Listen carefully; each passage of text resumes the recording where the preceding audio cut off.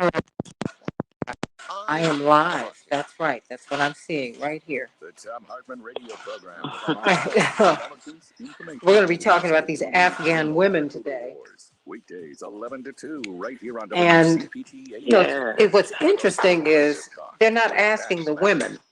According to the we're imposing Western standards. Of hospital admissions in here black women have to work 579 days to make what a white man of similar skills and qualifications make. Stores up to 90 days worth of up to 10 different pills. There's that. Them at the push of a button.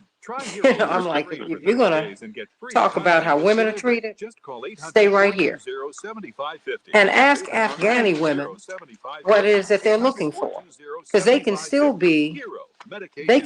want equality, and at the same time, they can also want you to get out of their house. I mean, this was a colonial project. And it's like, no, first of all, y'all get out of here. Let me work, and as get out of that. First get out and stop walking around in burqas, because you know what now, Mickey, we came out of churches where you didn't wear pants. This is WCPT. 5 seconds. Very true. So I'm like, well, and when change the world, change the world. We can change the world, we can change the world, change the world. This is the Santita Jackson Show. War and hate to a place of love, it's not too late. Gotta save the children, we can't wait. Let's change the world. I am breathing. Everybody, welcome to the Jackson Show. It's already Wednesday, August 18th, 2021. I am Santita Jackson. It's a joy to be with you today on WCPT, the nation's largest progressive talk radio station, and AM 950 radio, the voice of progressive Minnesota, based in Minneapolis, St. Paul. Of course, that was Sounds of Blackness from Minneapolis, giving us that theme music. We can change the world, and yes, we can. We're going to be talking about changing the world today on the Santita Jackson Show. I want you to meet my morning stars over here on the Santita Jackson and Friends page. Cause me, I'm getting a little bit of feedback, but we're going to work that out. I want you to meet me and my morning stars on the Santita Jackson and Friends page on Facebook, on WCPT 820's Facebook page, and on my YouTube channel, the Santita Jackson Show. As we look at Afghanistan, or Afghanistan as it is pronounced in that part of the world, let's look at what's happening with women, because that is of particular concern for everybody. But I'm wondering if we're looking at it the right way. I mean, given the fact that we're not talking to Afghani women about what it is that they want, we're imposing Western standards upon them. Certainly gender equality is an issue for them. It's an issue for us here. We just had Pay Equity Day on August 3rd, and I'm going to go back into that because I didn't get a chance to look at that this year. And it takes black women, for example, 579 days to make what a white man makes in 365 days. A white man of equal skill and qualifications. How does that work? I mean, if we're gonna start cleaning things up, clean it up here. For indigenous women, it takes even more time. So, I want to know, and Hispanic women, it takes more time than that. So what's going on here? And what do we do? What do we need to do to close this pay gap? This pay gap in the United States costs black women and brown women and indigenous women $1 million over the course of a lifetime. That's your retirement, everybody. That's next generation wealth. So let's talk about that. And, I have to tell you, we're going to have Reverend Vicki Johnson on in a minute. I think that we have got to look at this a little bit differently with more nuance. And then, of course, we're going to be talking about these variants. I got so many notes from you yesterday and phone calls about variants and the booster shots and on and on. And so we're going to have Dr. Deborah Furr holding on to talk about that. And then we're going to be joined by Dr. Shanina Knighton, because we're seeing an explosion of these breakthrough viruses. The governor of Texas has had a breakthrough virus, but he's getting treatment. How many of you have gotten COVID? How many of you, once you've gotten COVID, have you been offered treatment? That has been something that I've asked about repeatedly. If you get COVID, have you just been sent home just to see how it works out? And then by the time you represent yourself to the hospital, it's almost too late, or it is too late? Yeah, he was fully vaccinated. He got COVID and he was out the night before, of course, in a maskless event at a fundraiser. Unbelievable. I wonder if they're all isolated. Got a lot to talk about. Hey, A King from Memphis, Tennessee. And you know, I told you send me that information. Send me that information on the evictions down there. I'm going to dig down myself. And Dave, why don't you call in and talk to us about your experience with COVID? He was 6 weeks sick with COVID. God bless him. Everybody, let's get to some of these headlines. Chicago will have a high of 80 degrees, partly cloudy. Minneapolis, St. Paul is going to be positively hot up there at 90 degrees, sunny. The Dow closed down 282 points yesterday. The Nasdaq closed down 137 points. The S&P 500 closed down 31 points. And in Major League Baseball, well, the Twins fell to Cleveland 3-1. And the Cubs will be playing Cincinnati today. And while it was a shutout, the White Sox are on fire. 9 White Sox 0, the Oakland A's, everybody. Texas Governor Greg Abbott has tested positive for the coronavirus. He's been fully vaccinated and he is now receiving monoclonal treatments. So, bless his heart. And so, what about this? I mean, he is someone who's been pushing against pandemic precautions in his state. And he was just at a big event, a fundraiser the night before, maskless, as were the people in the room, and it was packed. So we'll see how this all goes, and we certainly hope that everybody at the event is well. I do. I wish ill on no one. Afghanistan, everybody. As the Taliban government solidifies control in Afghanistan, the U.S. is left in the uncomfortable position of relying on them to get more Americans out. There are thousands who are still left, as well as the Afghani people who helped America in this 20-year war project. So, what do you think? How is that going to work, everybody? How do you think that is going to work? People are still trying to get out of Afghanistan and they're not able to do it. And progressive critics are saying that investors in U.S. weapons were the only clear winners in the war. Lockheed Martin got a 1,236% return on its investment. Northrop Grumman got a 1,196% return on their investment. Boeing got a 975% return on their investment. General Dynamics, 625%. Raytheon, 331%. Get this, everybody. If you purchase $10,000 of stock, evenly divided among America's top 5 defense contractors on September 18th, 2001, the day George W. Bush signed the authorization of the use of military force in response to the 9/11 attacks, guess what it would be worth? Your $10,000 today would be worth 97.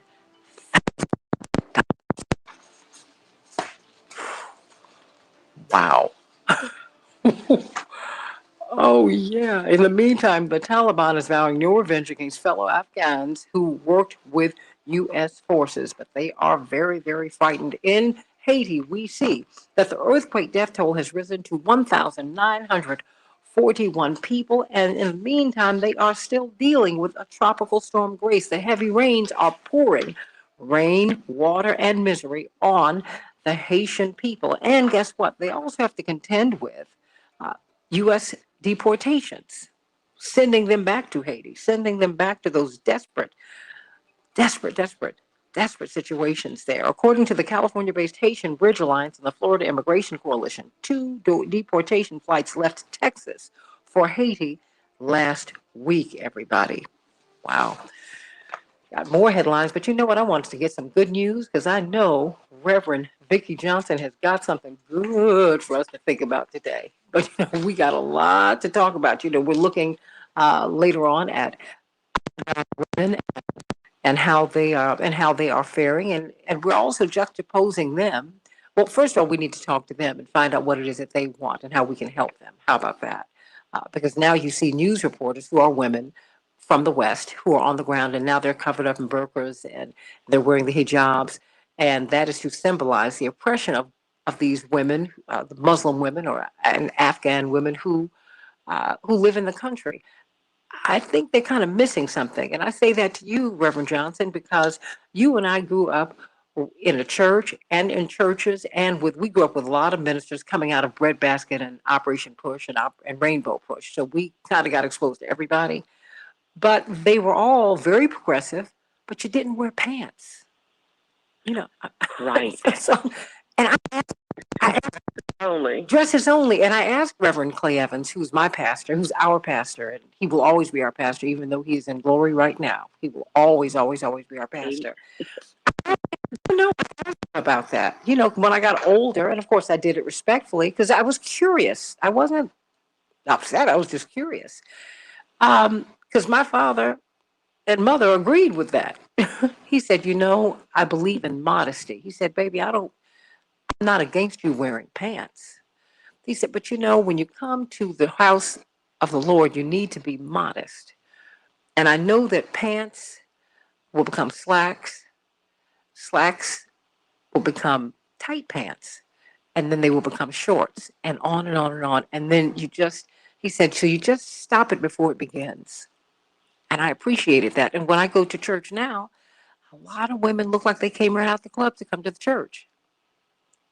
I'm not cracking on anyone because you come as you are. But at some point, we now have a church. We have a school out in South Holland that has WAP. That big song by Megan Thee Stallion and Cardi B. I'm not against them at all. These are hardworking young women who are really trying to move forward in life. But I'm always asking, Yes. how? How are we doing this? Because the board at this school has that song, which are some really vulgar lyrics, quite frankly. And that's encouraged. They're using them to encourage our kids to wear the masks. I said, wait a minute now. I think we're going a little too far, right? So it's just something I just had to share that with you today. Because before you get into the good news, do you care to comment? Well, I can understand. I didn't understand when Reverend Evans had that stipulation. He was not the only minister, right? Of course, in the city or in the country that had that stipulation that we had to wear dresses. And he took it a little bit further because back in the day, I wore micro minis. I remember, but you could. But you could. Micro minis. And he would pull me to the side and say, get a little more material on that because wait a minute, but let's let people know this was in the late 60s and early 70s, and this was the style. Wait, that was the fashion. Oh, okay. We wore micro mini dresses and maxi coats. Thank you.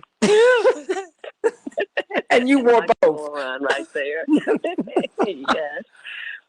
But it was because of the modesty issue. Mm-hmm. And I agree with come as you are, but I think that we need to think about how we are coming and what is it that we are coming for.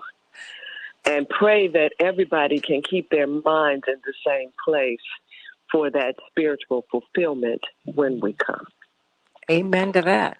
Amen to that. Well, I think that's something we need to talk about, and talk about it compassionately, lovingly, because I'm not here to tear down anyone. I'm not here to do that. I'm here to listen. I'm here to understand. But I'm also, as your elder, too, I'm here to impart some information to you before I get out of here. So I'm never going to apologize for being Miss Jackson. Because kids of a certain age, I'm like, how old are you? Oh, no, I'm Miss Jackson. I'm not your peer. I'm not. And I'm glad to be grown. I am glad to have my AARP card. Hallelujah. Thank you. So, shocking you. No. In your heart. Oh okay. My God, I can't believe that. That's right. But got it, honey. I'm good. Okay, let me breathe. Breathe. So what's the good news today? Well, let me say good morning to your morning stars and friends. Is there good news? Yes, there is. In television, when you are waiting to appear, especially on a talk show or on news programs, you sit in the green room until it is your time. While in the green room, you can relax, you can nap, you can eat snacks that are prepared for you, Or you can check your notes. No one has a definitive reason as to why it's called the green room. It just is. It is a place of waiting. While watching the Olympics for 2 weeks, I saw Olympic swimmers emerge from the ready room before appearing for competition. The ready room was not a place to relax, chat, or snack. The ready room was just that. The place where you do not enter until you are ready to compete. Already dressed, already warmed up, already set to go. When Joshua was about to take the children of Israel across the Jordan into the promised land, it says in Joshua 4:4, so Joshua sent for the 12 men whom he had ready, one man out of every tribe of the children of Israel. They were to gather stones as a memorial. They were not in the green room, but they were in the ready room. Today, I'd like to ask you a question. What room are you headed to? Are you getting ready, or are you already ready? Greatest success comes to those who are already ready. Do what you need to do on this day to be ready for the good that God has in store for you. Meditate, read, exercise, study, network, work, pray, and even take some time to play. Do whatever it takes to be ready. Then when your name is called, and it will be called right here on earth, you will be able to emerge from the ready room as a winner in the game of life. As you do this, as you prepare, as you get ready, and I know that you will, then to me, that's good news. I love that. I love that. In the green room. In the green room. The green room where things grow. Until Yes. you are ready to be picked. You're making me think. Thank you for that. I really appreciate it. I needed that today. I needed that today. Wow, wow. Reverend Amen. Vicki Johnson. Reverend Vicki Johnson, of course, she's at 80th and Jeffrey here in Chicago. Every Sunday, she has a quick 30 minutes of power from 11:45 to 12:15. They're worshiping in the courtyard, socially distant, well, physically distant, but not socially distanced. And it's very, very safe what they are doing as they worship on Sunday. So get on over there, everybody. Get on over there. Dave Dowling, you said, yes, indeed, green room is where good things grow. Dave, if you can, I want you to call in because he just put on the timeline that he had COVID for 6 weeks. 6 weeks. I want to know how you're doing. I want to know how you're doing because we had missed you for a minute, didn't know what had happened, and maybe that was it. But I want to know how you're doing, particularly Reverend Johnson, as we have Dr. Shanina Knighton. Indeed, she's a research scholar at Case Western Reserve University, registered nurse, infection preventionist, one of the few in the world. She is, we see that Reverend, not Reverend, but Governor Greg Abbott, who has been a fierce opponent of the mask mandates, okay, that is his option, is governor of Texas. That's something that he's been fighting for. It turns out, though, that he is fully vaccinated and he is now COVID-19 positive. But what's interesting, Dr. Knighton and Reverend Johnson, is this. He is getting COVID. He is getting monoclonal treatments. Doctor, Doctor Knighton, Reverend. And that's something I've been talking about for a long time. Where are the therapeutics? Because most people I know, vaccinated or not, everyone I know, just about who's gotten that diagnosis, they have not even been offered therapeutics. Of course, we're in Chicago. That's what you're hearing right now. They're not offered therapeutics, and I thought that was interesting. That was what he got. He was diagnosed. First of all, he was out the night before, maskless at a maskless event that was packed. It was a fundraiser. Um, but what was interesting to me was that he's been offered therapeutics, those monoclonal antibody treatments that you've been talking about, Dr. Knighton. What do you think about that? I got about 3 minutes before we go to break. Santita, are you mentioning the fact that he is Yeah. offered it? Yeah, no, he's on them. He was diagnosed on these antibody treatments. According to really, one can extrapolate from the news, he was put on the antibody treatments immediately. So I think it's a number of factors that goes into this, and it's so interesting because I always say that, Dr. Deb brings up equity as being the problem, and it's not to say that that is 100% what this leads to, but you and I both know that historically, when it comes down to opportunities, when it comes down to different resources, everything is not shared equally. So it does come down to a lot of people are not aware that these treatments exist within a certain time frame after they're diagnosed with COVID. The other piece of it is we also have to remember that individuals are still not being tested. So they may say, I have COVID, or I was around someone with COVID, but may not necessarily go in to get COVID. The diagnoses of COVID still may change. So, for example, there are instances where if I was to report that my relative had COVID and I have some symptoms, they'll just say stay home and start giving advice on how I should deal with it without having an official diagnosis. Then by the time we go in and we start saying, oh, well, I actually started feeling off about a week ago, 2 weeks ago, then sometimes we're out of that window of when we would actually be able to receive that recommended treatment. The other piece of it is I don't understand the governor's history to be able to really give a full response in terms of him being offered, because if you don't have any symptoms or your symptoms are mild, meaning that, yes, you might have lost your taste and smell, but nothing else is happening, and you're not considered to be high risk, then those treatments will not be offered. So it's not a situation of where everyone will get it just because they have a diagnosis of COVID. You have to get it if you're within that 10-day window. If you have some chronic conditions or risk factors, that means that you can have bad outcomes as a result of having COVID, meaning that you can possibly take a turn for the bad.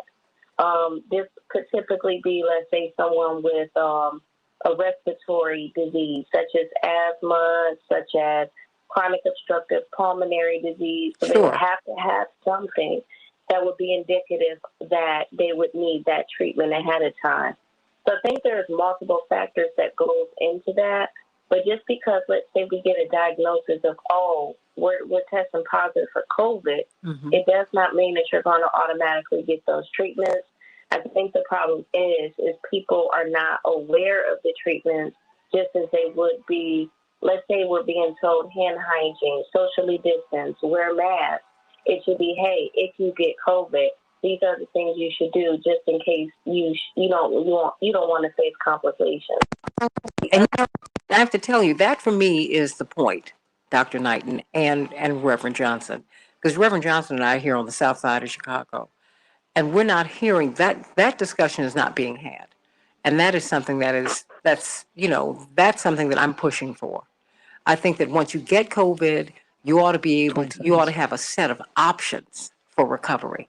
You ought to be told about these antibody treatments. You ought to be told about the antibody treatments. You ought to be told about how you can boost and should be boosting your immune system. That's all that I'm saying. All of that. Dr. Deborah Verholden said it's a Swiss cheese approach. You need different layers of protection so that you can stay as healthy as you can be. We're going to be talking about women in Afghanistan. What do they really want? Should we impose Western standards upon them as they seek uh, gender equity and freedom from colonialism. Back with the Santita Jackson Show in just a few minutes.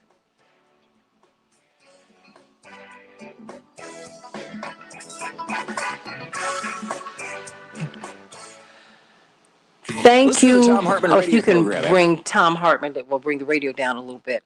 Yeah, I don't want to sound like I'm whispering on the radio, but people were saying that there was crackling like we had yesterday, and I know you're looking for that sweet spot, Cosme, and I just want to help you to find it. Want you to be aware of what they're saying.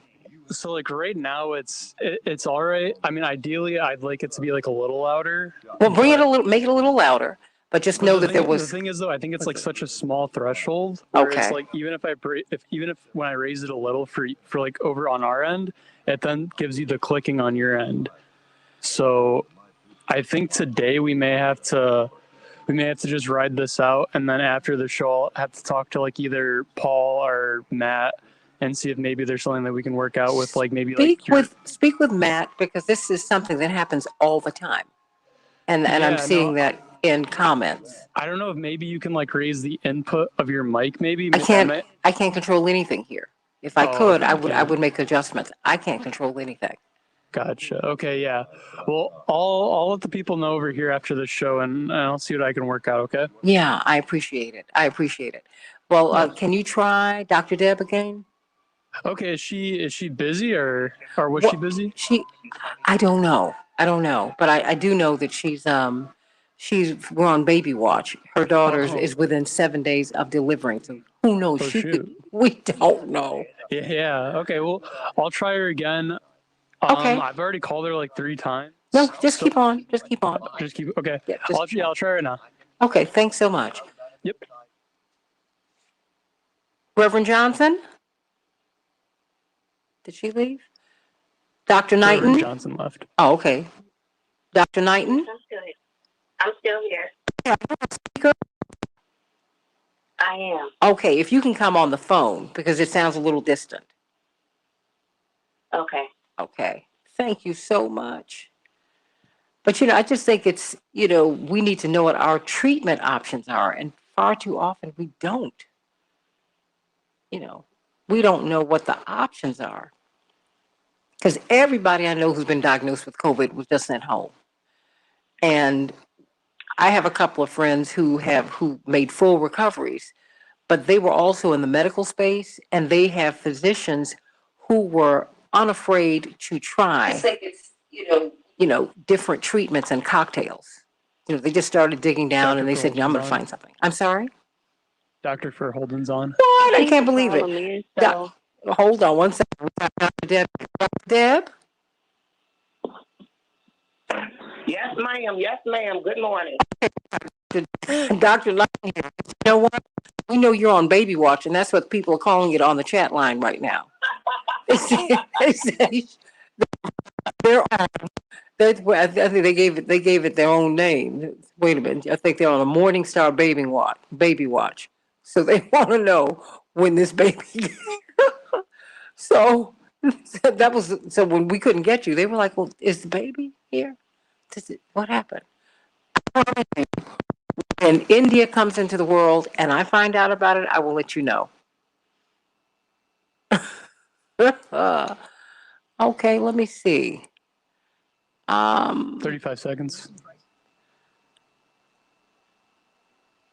Okay, try bringing the send down on your audio feed. That's what Robin is saying. She said, when I speak louder, that's when the audio feed peaks. That's true.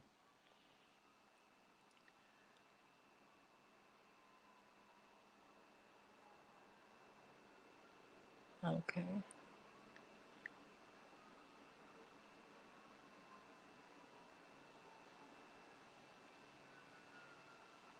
We can change the world, change the world, change the world. We can change the world, we can change the world, change the world. This is the Santita Jackson Show. War and hate to a place of love, it's not too late.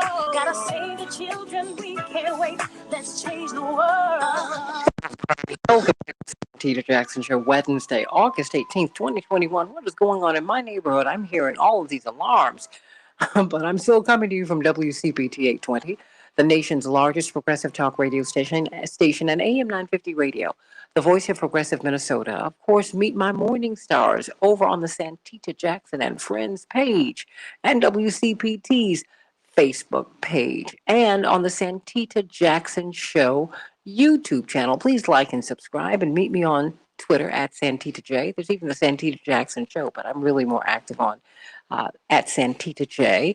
And so I want to hear from you. I want to hear from you. I want to hear your thoughts about COVID 19. You know, yesterday you had a lot of questions about the variants. You had a lot of questions about boosters. And in fact, you called in, but by that time, Dr. Deborah Verholden had already left. And so I want you to call back in with those questions. Let us know what your thoughts are. We've got Dr. Shanina Knighton on with us, of course, infection preventionist, registered nurse. Indeed, she's a research scholar at Case Western Reserve University. Dr. Deborah Verholden, brilliant epidemiologist, Associate Dean of Public Health at Michigan State University. In fact, she's building that school. She is like a policy beast. That's what I thought about last night. I said, boy, oh boy, oh boy. This woman digs down on policy all the time and equity. Before we start talking about these, because people want to know about the J&J shot, do they need you said don't call it a booster, well, just an augmenting shot, and need you to help correct me with the language. We see, as we were talking with Dr. Shanina Knighton, just very quickly, that Governor Abbott of Texas, fully vaccinated. In fact, he was vaccinated early on, and one can see that he is in a wheelchair. I don't know what his health status is, but you know, stands to reason he might struggle, particularly because he's a little older too. He, although fully vaccinated, contracted COVID, and but he was put on Regeneron, I believe it was, an antibody treatment. And many of the people that I know, who've had COVID, they've not been offered those treatments initially. All you hear is that they're on a ventilator, or I mean, they're really in dire circumstances. And Dr. Knighton brought up something that you've been talking about all the time: equity. That's why I keep mentioning therapeutics, Dr. Deborah Verholden, because you can't just get diagnosed and then send people home. You gotta help me out. But I thought it was interesting that they put out that he's on therapeutics already. He was diagnosed and put on therapeutics immediately. What are your thoughts? Well, this is where it's great to have a physician in the conversation, but we'll take Dr. Knighton because she does clinical care. I don't do clinical care. But the key is, and most people don't realize this, these therapeutics that they give people, they have to be provided very early on. You're not giving monoclonal antibodies and some of these things to other people once they turn the corner. You're giving this to people very early on, at the point when people's immune systems are both excited and not reacting and responding very well. A lot of times it's too late for that. So think back to President Trump's treatment. He got diagnosed, immediately was at Walter Reed, and immediately got the triple cocktail. Immediately. There was no delay. They didn't wait until he got really sick. They came out of the gate with those treatments. So that might be another issue, because if you get to the hospital and you're much further along, at the point when you have to be put on a ventilator, some of these treatments are probably not in the standard of care because it's almost too late. What you don't want to do is, once the immune system is over amped up and not performing well, is amp it up even more. Well, hold on. Laura from Atlanta called to speak with you yesterday, and I'm bringing her back on. She called immediately. Laura, what's on your mind? Hey, Miss Santita, how you doing this morning? Miss Laura from Atlanta, how you doing down there in the ATL? I am doing just excellent. How about yourself? Oh, girl, I'm doing great. If I could just find out what's going on with all these sirens outside my door. Go on. I understand. Well, generally, I'm calling about. I called yesterday to ask if is there a possibility that I have to take a booster shot, because I took the Johnson & Johnson in April, And I hear that everybody else has to have a third shot, which if you had the Moderna or the Pfizer, you have to take a booster shot for that. But I wonder if you have to take the booster shot for also the Johnson & Johnson, which is what I had. So what it looks like is all of these vaccines are going to require a booster. And so I gave the caveat, the third shot for the Moderna and Pfizer and the air quote booster shot for Johnson & Johnson. I just want to make it clear to people that the booster is not in lieu of your initial shot or shot. The booster is not in lieu of that. It's in addition to that. And what is predictable, and don't get me wrong, they're built on different technology, the J&J versus the Pfizer and the Moderna. But that is what it's looking like, that everybody, no matter which shot you got, is going to need a booster shot. Okay. But here's another question I want to ask as well. I mean, even if you have the coronavirus, I've heard that you have to take the monoclonal antiviral shot. Do you have to get that as well, even if you don't have it? No. Monoclonal antibodies are a treatment where they extracted antibodies out of people who've been sick and recovered from COVID to then inject into people who get infected with COVID and are not effectively fighting it off or are at risk for, not having a strong immune response. So the monoclonal antibody treatment is only for people who have been infected with COVID. It's not being used prophylactically. No. Oh, okay. Well, I thank you for all the information you guys have given me. It puts my mind to rest at it. So I thank you guys very much. Wonderful. No, and that's why we do this. But let me ask you this, and I'd like for Dr. Deb and Dr. Knighton to jump in. Stay right there, Miss Laura. Are you on a? Well, let me ask the doctors, and then you all. Well, let me ask you first, Miss Laura, and then you all can jump in. Are you doing anything to help fortify your immune system? Oh yes, I am. Okay. Okay. Should she be doing that, Dr. Deb? Oh, well, no, Miss Laura, please. Okay. No. I wanted you to. What I was going to say. Uh-huh. Go ahead. No. This is for you because I'm trying to let you speak with them because I know you were eager. You've been eager since yesterday. Yes.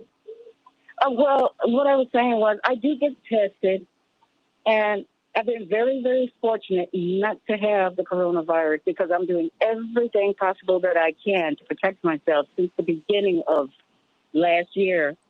And ever since then, I've been social distancing, wearing my mask, doing the basic hygiene thing with my hands and, sanitizing it after I wash my hands. So, yes,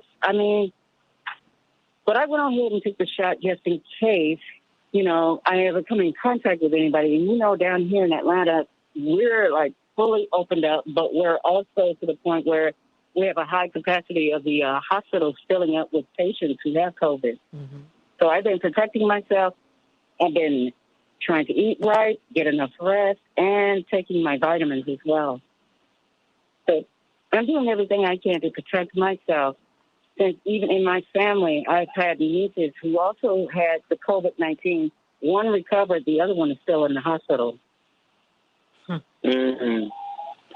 Okay. Yeah, that's a common story that people have relatives and family members or couples where one seems to do okay and then the other one doesn't. And it's not a lot of rhyme or reason.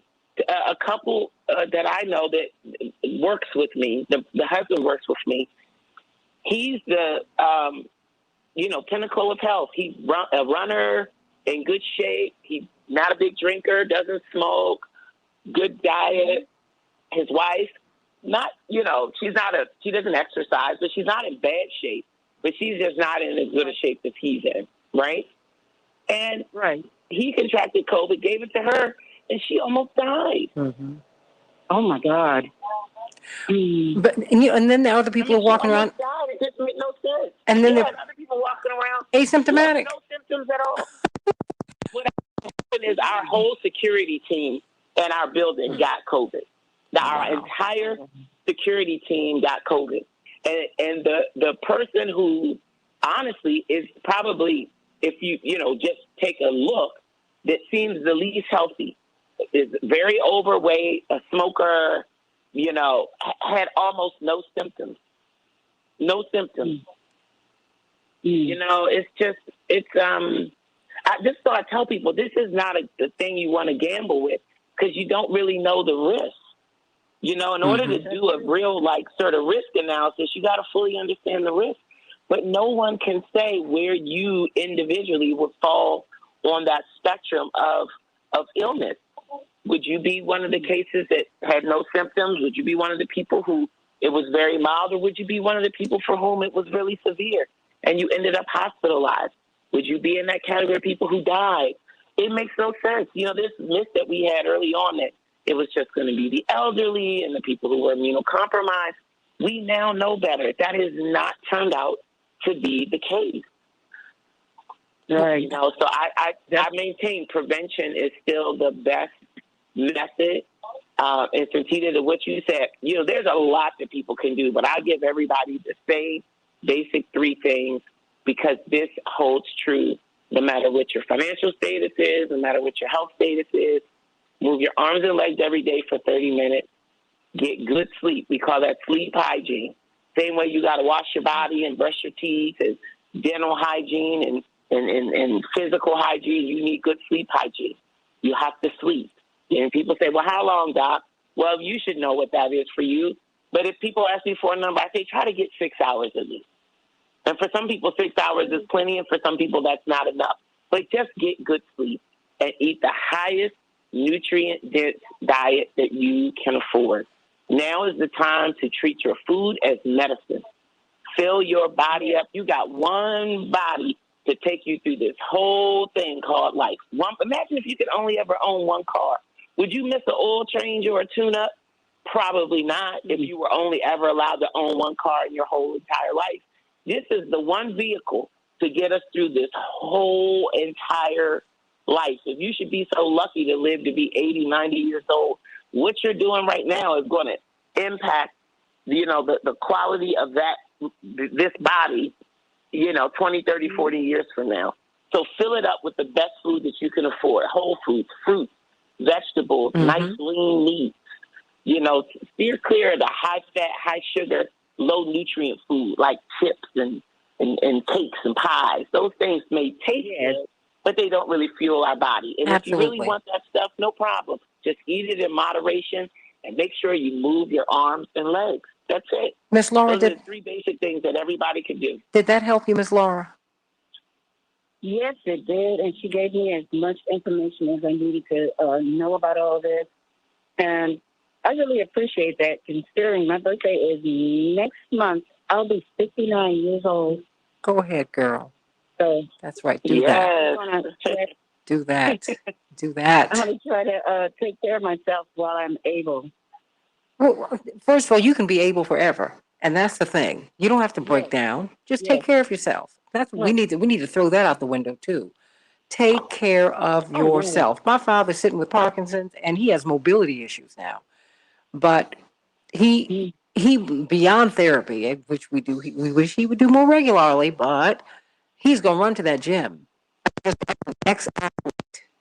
His thing is you got to move your body. He's accustomed to going to the gym every day about 4:35 in the morning. He has never, ever, ever missed that. Maxine Waters is in the gym around 5 in the morning every day. She's in her 80s. And when you see her, this woman is moving and grooving. Elizabeth Warren's in her 70s. You don't have to break down and die. That's a decision we make. But a decision to live fully is a decision you can also make. So just go on and do that. And keep calling us and let us know how you're doing, okay? Oh, definitely. And I'll keep you updated on it. And thanks for the message. Definitely. You better, girl. Birthday girly. I'm loving it. Thank you. So go on and do one of those glamour shots. How about that? That's what I'm feeling. I'm feeling all of that. I love it. Let me go to Eddie from the West Side. Some people say that's the best side. Okay, I'll take it. How you doing, Eddie? How you doing? Thank you for answering my call. Of I course. have a concern or a question for the two doctors. Yes. I don't hear anybody talking about gamma globulin nor interferons. And those are things that for the longest have helped people in the past against antiviral infections. So what's your take on this, Doc? This is for both doctors there. Okay. Well, so I'll say a couple things. One, none of us, I wouldn't care if you were the nation's top doctor, Surgeon General, should be giving people that aren't our patients medical advice. So I want to be super clear about that. So these are treatments that people are receiving, some people in the hospital. But again, this is one of those things where, oftentimes by the time somebody needs to be hospitalized for COVID, they may not be their best self-advocate, right? They're probably not the best self-advocate at the point when they're being hospitalized. So all of these treatments do exist and are available. I didn't want to specifically go down too far, too deep with any of the therapeutics, but rather give people what's actionable, which is to know many of these treatments, if you want to get them, you have to get them early in your COVID diagnosis. At the point when you're spiraling down the drain, a lot of these treatments people will not be eligible for, many of the things we've talked about. So that's kind of what I think is the take-home point, because you can't walk into a hospital and say, I would like A, B, C, D, and E. Medical professionals aren't going to treat you that way.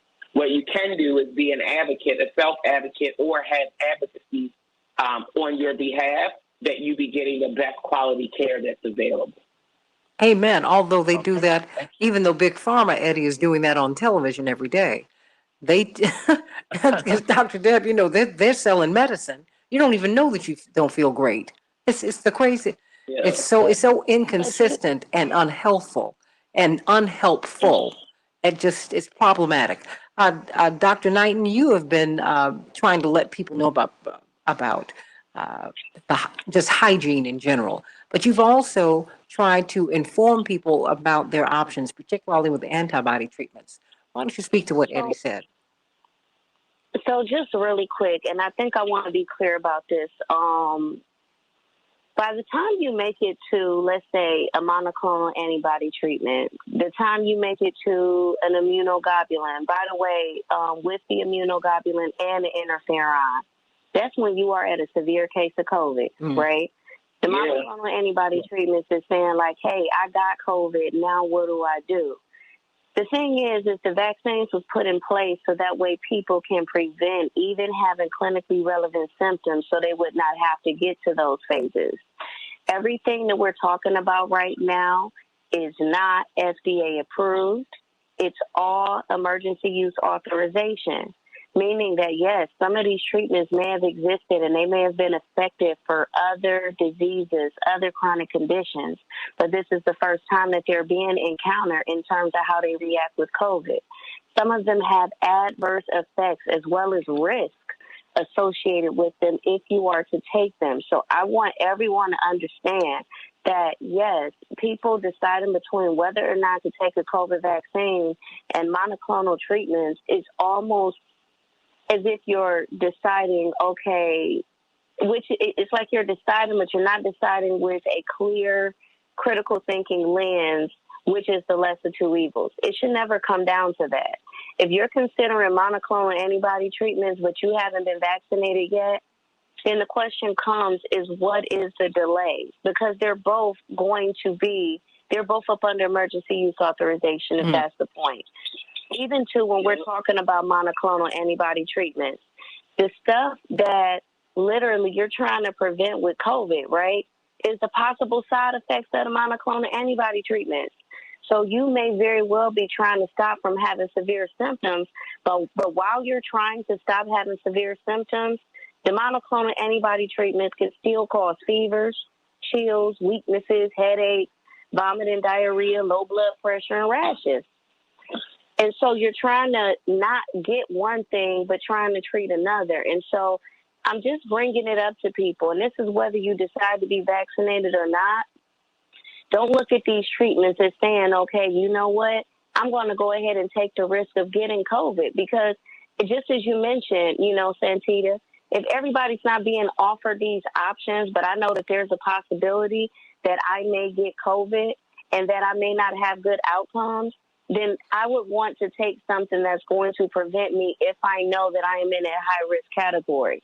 The other piece of that is there are individuals that may be walking around 110 pounds and swear up and down that they're healthy, but they don't have a primary care provider. They're not getting regular checkups. They can have dormant cancer cells, which again, it's known that COVID-19 wakes up dormant cancer cells. This is starting to be a growing area of research. We know that the H2 receptors don't lie. We've also been told by the Reverend, yes, COVID is a snitch. COVID will snitch on your body. And if you had issues internally, even if you are walking around and looking slim fit, okay, it is going to wake up things that may have not, that you haven't dealt with or that you are not even aware of. And so the question then comes is, what is healthy? And I think a lot of us don't take inventory of that because we define it differently. Some of us say, okay, well, this is what I eat. And some might say, hey, I'm taking a vitamin. But if your vitamin is full of additives, are you really helping yourself or hurting yourself? So we have a lot of questions that individually we have to ask to say, are we healthy enough to not take the vaccine? And if we are saying, even still, I don't trust the vaccine, ask yourself, why am I so willing to take these other treatments when every last treatment is in the same category, including the fact that people are fussing about the mRNA technology. But guess what? If you're still cloning, if you're still taking cloned cells, okay, because monoclonal, let's talk about that. If you're still taking cloned cells to put them into another individual to stop COVID, that's no different from us talking about mRNA right now. So I just want to be very specific about that when we're asking for treatments and we're asking for different things, because I'm not sure we fully understand why this treatment over that treatment. It just sounds good because we're not being offered it, but people are being willingly offered the COVID-19 vaccine. But the question comes is, do you even want to put yourself in that predicament? 9 seconds. Dr. Deborah Holden, you have the floor. Where's Dr. Deb? Being brilliant on mute. Oh, girl. Oh. 90 seconds. I want you to get cut off on the radio. Yeah, no, I agree with Dr. Knighton fully, and I think it's really interesting because a lot of people who are real reluctant to take the COVID vaccine, and I know many who've ended up hospitalized with COVID, a few who passed, and I don't wish that on anybody. But once you're fighting for your life, most people will take anything. Anything. When you're fighting for your life, they will take anything. Anything. No one's asking, is this FDA approved? No one's asking, is this, going to change my DNA? No one's asking those questions. At that point, people want anything that's going to save their lives. And I don't wish that on anybody, but I ask people, if you really are kind of balancing it out as you start to think about and make your own decisions, we don't know fully or understand why some people seem to do so bad with COVID compared to others, right? Dr. Knighton is talking about how it wakes up cancer cells. This is going to be the potentially the gift that for many will keep on giving, and the cells where COVID binds are all throughout your entire body. Every major system in your body has these receptors. And so I just want people, as they think about it, to just consider, is it worth it to take that risk, to not know if you'll be in one of the long haul groups and one of the people who end up with what they call long COVID, with these long-term lingering effects or symptoms of COVID. Dr. Deb? Or is it better to prevent it? Hold on. And I want you to speak to Miss Tanya, who's in a senior citizen facility. She has a question for you on the other when we're at our commercial break. Because the thing is, most people are not talking to us this way. They're lecturing us about getting a vaccine instead of giving us our options and explaining what monoclonal antibodies are, what ivermectin is, what Regeneron, all of that. People are talking down to us. They're not talking to us eye to eye, and that is a problem. And that's why you're here every day, and we thank you for that. But we want you to speak to Mrs. Mitchell's issues with the J&J vaccine coming up.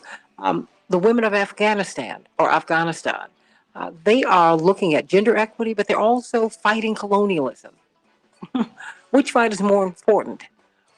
Or does it really have to come down to that? More of the Santita Jackson Show in just a minute.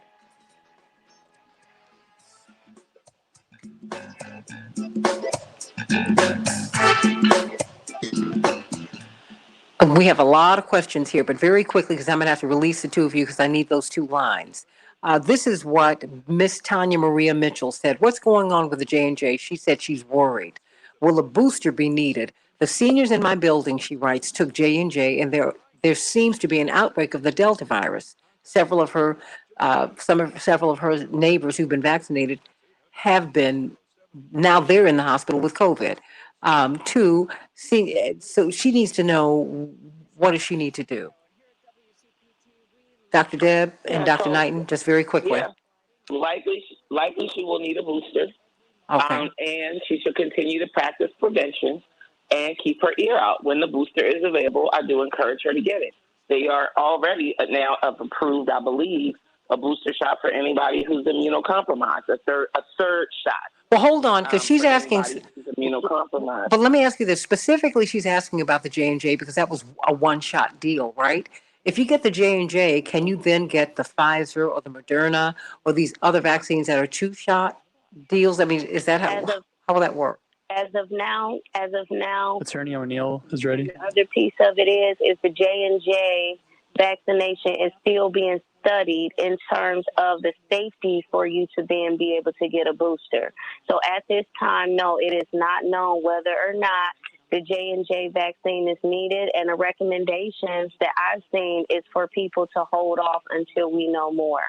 So right now we don't know more, but one thing that we did know is that eventually these vaccines were going to wear off. Okay, Dr. Deb, I'm going to have to get a minute from you because I need to get these two lines. Dr. Deb? No, that's it. That's the mic drop moment. No, we had a lot of mic drops with you today because people kept saying that, wow, hadn't thought about my body being a car that I need to use for a lifetime. That's some true mic drop. The one and only car you get for the whole race. For the whole journey. You got one ride the whole time. Yeah. Okay. Yeah. So, yeah. Well, people, you see, now that we're in the throes of this, we're in the midst of it, people have more and more questions. So, and we're going to have to get... The one last thing I would say about prevention real quick is prevention works best when it's synergistic. So the impact of a mask is amplified when everybody is masked. So especially if you're in a senior facility or if you're in any kind of congregate care setting, if everybody is masked, the impact of the mask and the protection of the mask gets amplified. You can control you as an individual, and you masking will provide something. But if everybody in the space is masked, it is a effect that's greater than just the sum of every individual act. There is something about group and community protection. So I think this is one of those things because people pay to live in these places where people should be a demand for mask mandates in the facility. For the staff and for the residents. We need to continue to have that. And I think we're going to have Dr. Walks on too, because not only is he, in public health, he's also a psychiatrist. Because the anxiety will make you sick too, right? I just think that there's a lot there's a lot on the table here, and we need to talk about it. Yeah. And thank you all because you see from the questions we have, people have a lot of anxiety because they just don't know. Yeah. They don't know, and no one's relating that to them. You have people coming on TV, some of the most highly esteemed professionals in the world. They're crying. They're making these emotional appeals. They're demonizing people and all of that. And I said, this is the wrong approach. And you all are wrong for this. You need to talk to people like they're grown. If you explain something to me, I can figure it out. I don't have to have aced science courses in grammar school and high school and maybe college. No. Just explain to me what I need to do. Just do that. So love you, I love you, Dr. Deb. We're on the baby watch for India, everybody. Just want to know they just want to know, is she here yet? That's what we. That's what everybody wants. 6 days ago. I just want you to know, when you're not here at 6:20, people want to know, did she have the baby yet? Exactly. That's the, wants to know. Did she have the baby? So we're waiting every day. We're waiting. It's within a week. Within a week, the baby is due. Within a week. So Yeah. we're literally daily waiting. Waiting. So, I love you. Thanks for being with us. Love you too. Bye. Oh, Attorney Terry O'Neill. Attorney Terry O'Neill. Good morning. How are you? My sister beloved, the former president, national president of the National Organization of Women. My dear, dear, dear sister beloved, we got a lot to talk about today. Because you know what I missed? Great to hear your voice. Oh, it's great to hear yours. It's been such an active period for me. What I missed this year, and I'm so sorry that I did, and I apologize to the audience, I missed, you know, for Equal Pay Day, which is August 3rd for Black women. You have one for AAPI, you have it for Hispanic women, you have it for all women.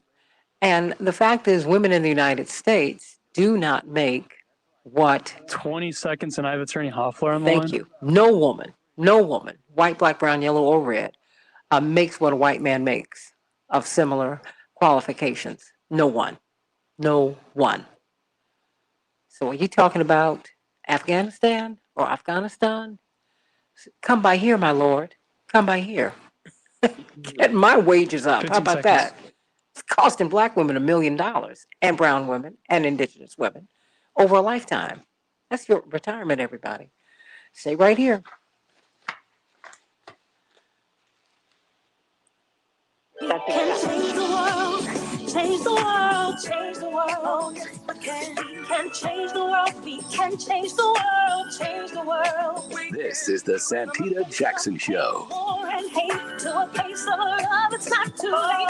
Gotta save the children, we can't wait. Let's change the world.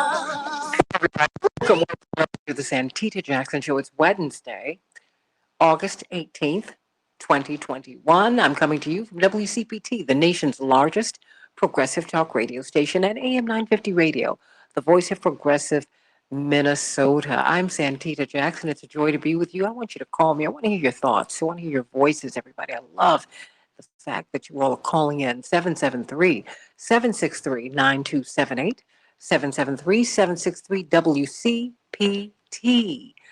Santita Jackson Show, everybody. Of course, GWC Injury Lawyers gives you the opportunity to text. I want to hear you, though. 773-763-9278. Let's talk about the women of, about them. And maybe one day we'll be able to talk to them, right? That because they have opinions, as many people in the West are saying that maybe we need to Attorney stay Conway's ready. because we need to save these women.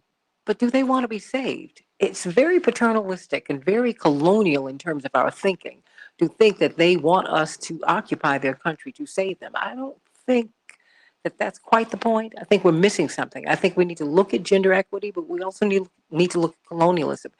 And got a tremendous panel to talk with us about that today. But let's get some of these headlines out the way so we can get this conversation going.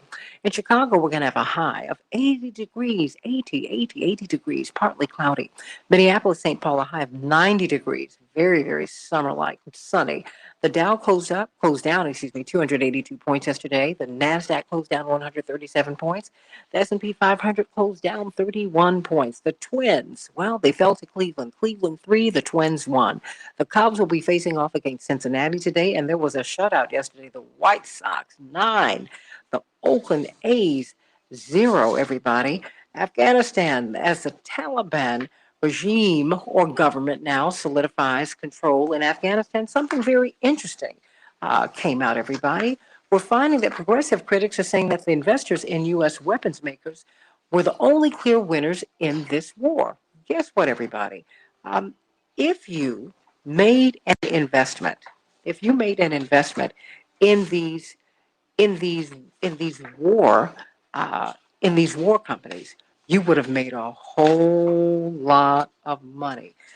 Check this out: if you purchased $10,000 of stock, evenly divided among America's top five defense contractors. On September 18th, 2001, the day that President George W. Bush signed the authorization of use for military force in response to the 9/11 terrorist attacks, if you invested $10,000 in September 18th, 2001, you would have stock that is now worth $97,295. In this war alone in Afghanistan, Lockheed Martin has got a 100 has gotten a 1,236% return on their investment. Northrop Grumman, 1,196% return on their investment. Boeing, 975% return on their investment. General Dynamics, 625% return on their investment. Raytheon, 331% return on their investment.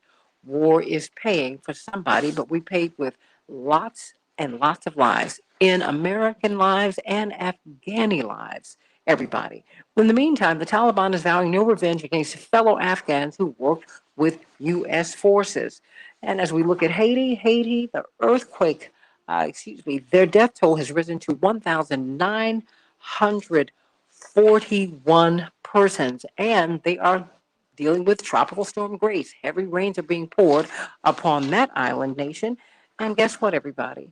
Refugees, well, they're still being created. We are still deporting Haitians right now, even in the midst of this tragedy, everybody. It's something for us to think about. We got to look at why we're deporting Haitians right now when they need to be in a safe place, which is right here. Everybody, let's talk about what's happening in Afghanistan. You might hear my pronunciation of it go back and forth. Oh, before I go, Texas Governor Greg Abbott, we were just talking about that. He, of course, has been really pushing against mask mandates. Well, it turns out he's been fully vaccinated. And he had a breakthrough virus, COVID-19 positive. He had just been at a fundraiser, a full fundraiser with hundreds of people were there, unmasked. He was unmasked, and the people there were unmasked. Well, he's COVID-19 positive, and he was put on an antibody immediately, Regeneron. So it's interesting for you to think about as we look at equity, You know, we're looking at what's happening with the women of Afghanistan. And why are we looking at that? Because, everybody's saying that, well, as we're rushing out of Afghanistan, and indeed, President Biden has said, look, Democratic and Republican presidents have overseen this. I want this to end on my watch. And many people are criticizing him for the way it's been done. But could we have done it cleanly? I don't know. We're so entrenched. So entrenched. And how do you ask Americans diplomat people in the diplomatic corps, people who've been working in the military industry, how can they pack up after having been there a year, months, or 10 years, or 20 years? Got to do it. They got to get out. Well, in the meantime, people wondering about women. Now, you see reporters on CNN, women who are on the ground. They were wearing jeans and shirts and maybe scarves the day before the Taliban assumed control of the government. Well, now they're wearing burqas and hijabs, and they're letting you know they're covered and they don't have the freedom as women that they had before America was put out of power. Is that really fair, though? I mean, really? I mean, is the oppression of women in Afghanistan fact, fiction, or is it some kind of distortion? Are we there to save the women of Afghanistan? I mean, is that really it? Particularly when you look at the struggles that women in the United States have. For example, when we look at equity pay day, and we've had many of them, a few of them over the past uh, few months. You know, it takes black women 579 days to earn what a white man earns in 365 days. 579 days. And it takes our Hispanic sisters many indigenous sisters many days. White women make 82 cents on the dollar for what white men make. Black women make 63 cents. Latinos earn 55 cents. American Indian, the AAPI, Alaskan Native women earn 60 cents. So, and it's a shortfall for women of color of $1 million. That is your retirement. That's a whole lot of things. That's just where you live, how you live. I mean, so what are we really talking about here? We've got a tremendous panel talking today about this. Sister beloved, Terry O'Neill, attorney Terry O'Neill, brilliant civil rights lawyer who is the former president, national president of the National Organization of Women now, and of course, the outgoing president of the National Bar Association and chair of Rainbow Push, attorney C.K. Hoffler. And we've got attorney Erin Connolly, brilliant political strategist, who is a women's rights activist in her own right.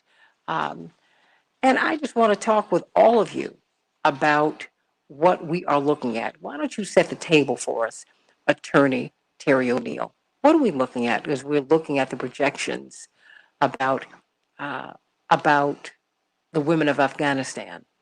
You know, that we are, if we leave, they will be unsafe.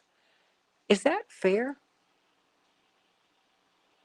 Santita, well, I think what is fair to say is the Taliban are a regime who claim a religious mandate that women should be subordinated to the men in their family.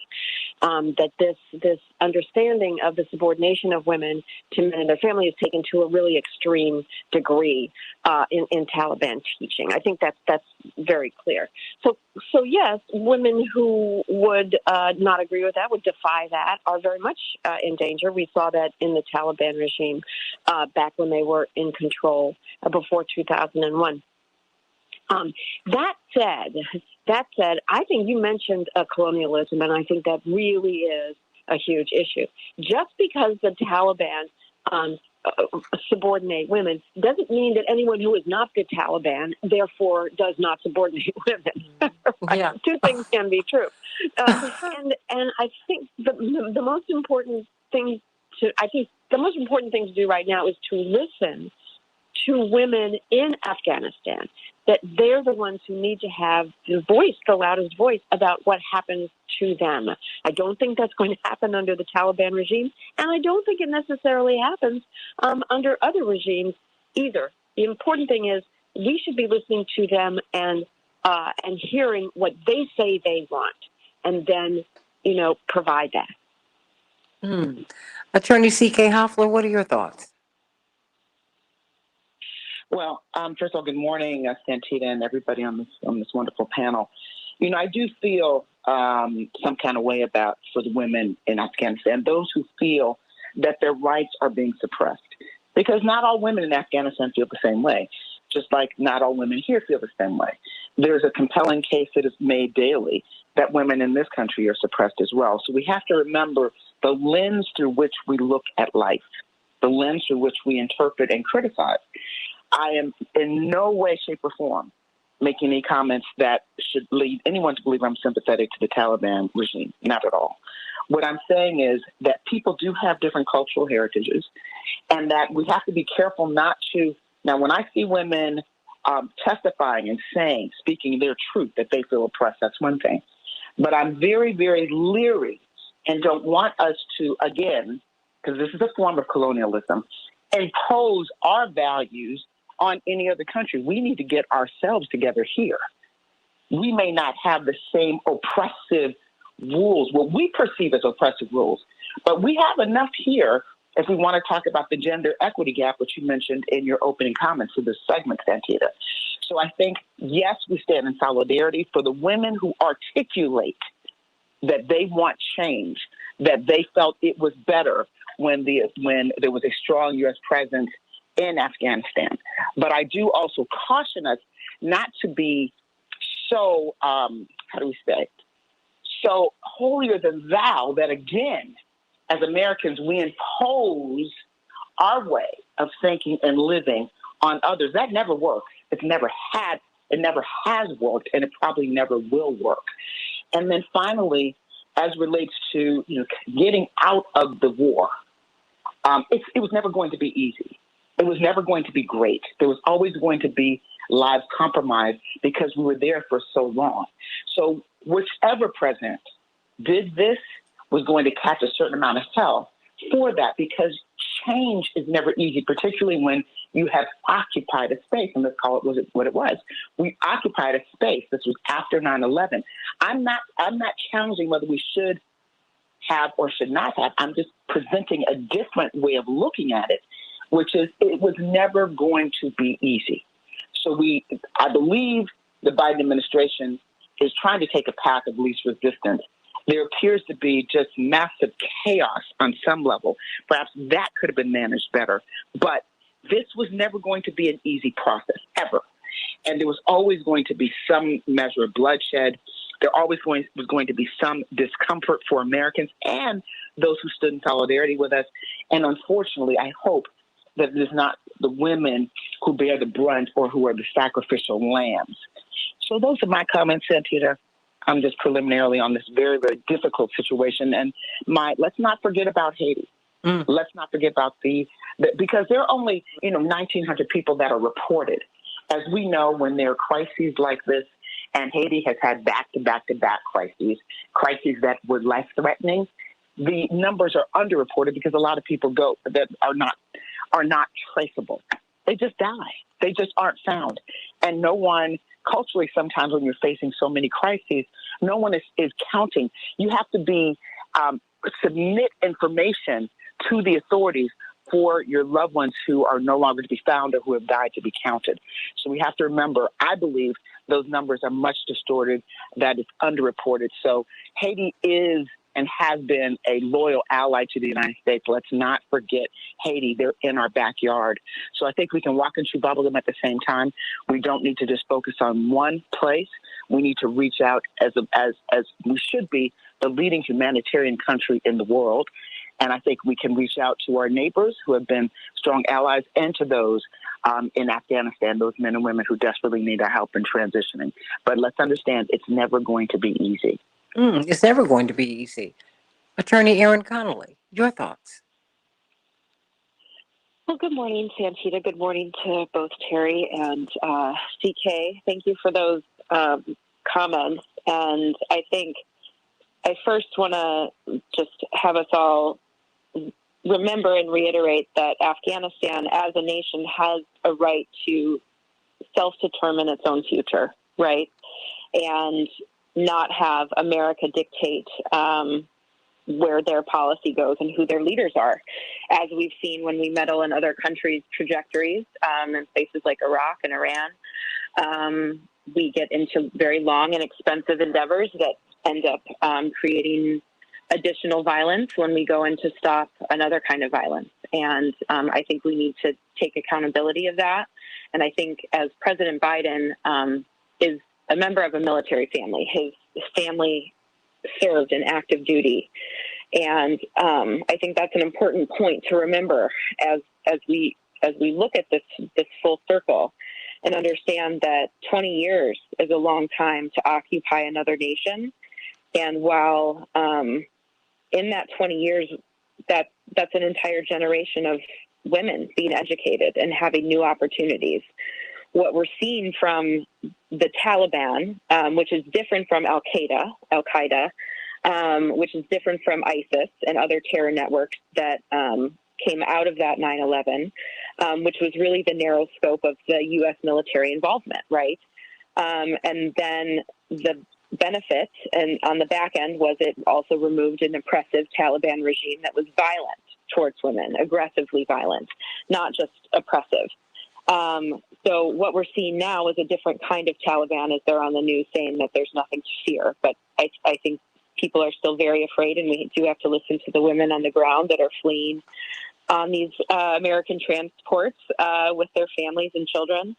I think that is an important point that CK brought up. We have to listen to the women and listen to what they want. Do they want to come to America? Do they want to be resettled in another Muslim country? We have to acknowledge that Afghanistan is a Muslim country as well, and that those traditions and customs with regard to culture and family and how that is intertwined with religion is very different than what we see in the United States of America. So while these images that we're seeing of folks clinging to airplanes is compelling and sad and tragic, my family is a military family as well and has served bravely in Afghanistan. And it's very difficult to see these images and hear these stories of people that have served with the American troops bravely not being able to get out of the country, right? And I feel the raw emotion of many of these veterans that served. So it's a complicated situation, and obviously we want to do all we can to make sure that the women of Afghanistan continue to be safe and protected, but also to self-determine what their future looks like, and not necessarily be influenced by American foreign policy as they have been for the last 20 years. You know, I mean, because amen to all three of you. I mean, Terry O'Neill, let me come back to you. When you see that these top 5 military contractors, if you had invested $10,000 September 18th, 2001, you would have an investment. Your stock would be worth $97,000 plus now. I just think it's disingenuous for us to talk about saving women. I don't think that was ever the point, Terry O'Neill. Even though we do need gender equality, but we also need to end colonialism, and we need to really, I think, this military-industrial complex that Dr. King told us was not going to work out well. We got to deal with that too. Terry O'Neill. Yeah, Santita, the war for profit is one of the worst excesses of the capitalist system, and it's just something to be condemned. And certainly, you know, the military occupation of Afghanistan was not primarily to liberate women who had been living for years under this extremely harsh, very dangerous Taliban rule. And it's really worth remembering that when the Taliban took over in the 1990s, the suicide rate, the mental health deterioration of women and girls in that country spiked dramatically. Afghanistan was a country in which women were educated, served as doctors and professionals and owners of businesses and so forth before the Taliban came in. Clearly not on an equal footing with men there, but so when the Taliban came in and imposed this very harsh misogynistic rule, it did drive a lot of it drove huge health imbalances in the country. All of which is to say that that despite these terrible, damaging impacts of Taliban rule on women, the United States invasion of Afghanistan had nothing to do really with that aspect of Taliban rule. They went there to find Al-Qaeda and to bring to justice the terrorists who had effectuated the 9/11 terrorist attack in this country. I think that a huge problem with our invasion of Afghanistan actually came a few months later when we invaded Iraq on a lie that President Bush and his administration perpetrated on the American people, lying to us about their belief as to weapons of mass destruction in Iraq, and so forth. So the entire sort of Afghanistan/Iraq military operation was the Iraq part of it was based on a clear lie, and it's absolutely deplorable that private companies have been able to profit off of that for so long. At the same time, that in getting back to women, look, women's rights organizations in Afghanistan, 50 seconds, Afghan-led women's rights organizations had been trying, even before the Taliban took over, they had been pressing for real equality. And that the Taliban came in and crushed it to a great degree, but did not exterminate it altogether. Hold that thought. The women's rights organizations have continued. Hold that thought, because we've got to talk about that. Because we are being portrayed as the saviors of women in Afghanistan. Is that really true? And can you fight for gender equality and still want to end colonialism? Some of the women in Afghanistan feel that way. When we get back on the other side of the break, I want you to speak to that. I mean, can't we do both? The same show.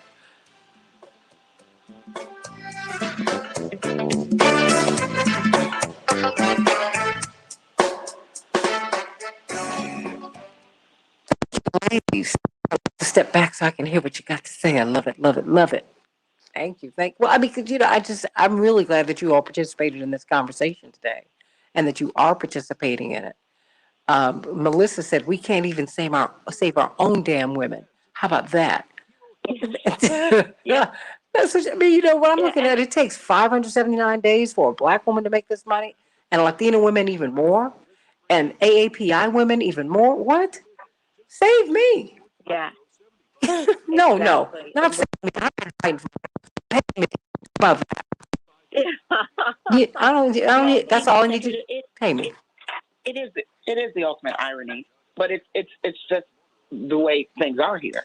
I mean, I don't think we knew those contractors were going to make money on top of money. That's how it works. During war times, there are always companies that benefit tremendously. It's always been that way. In fact, when the economy is suffering a little bit, we just go into a war.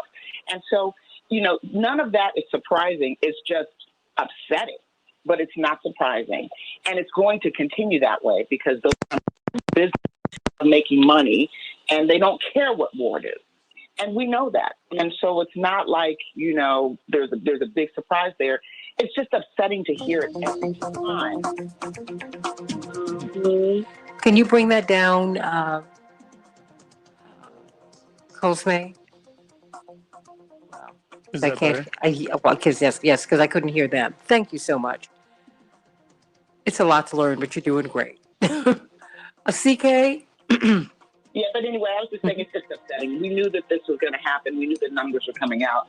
We knew that they were going to make money. We know that there are U.S. companies that are in every place where there are wars and are making money hand over fist.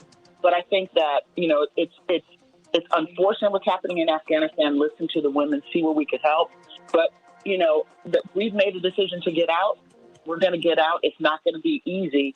And I think that we can stand in solidarity. We can stand in solidarity with our sisters, but that's different from imposing our values on them. That didn't work. I mean, that has never worked. Name one example in the history of the United States where we went to another country, invaded another country for whatever reason. It could have been legitimate reason.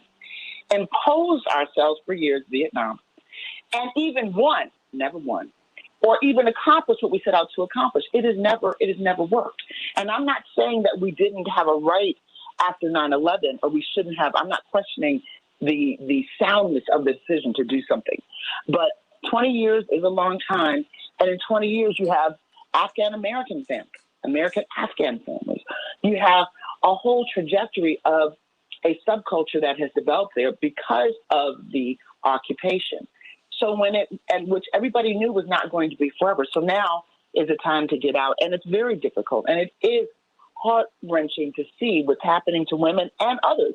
I'm sure there's a narrative of things that are happening to young boys that we don't see.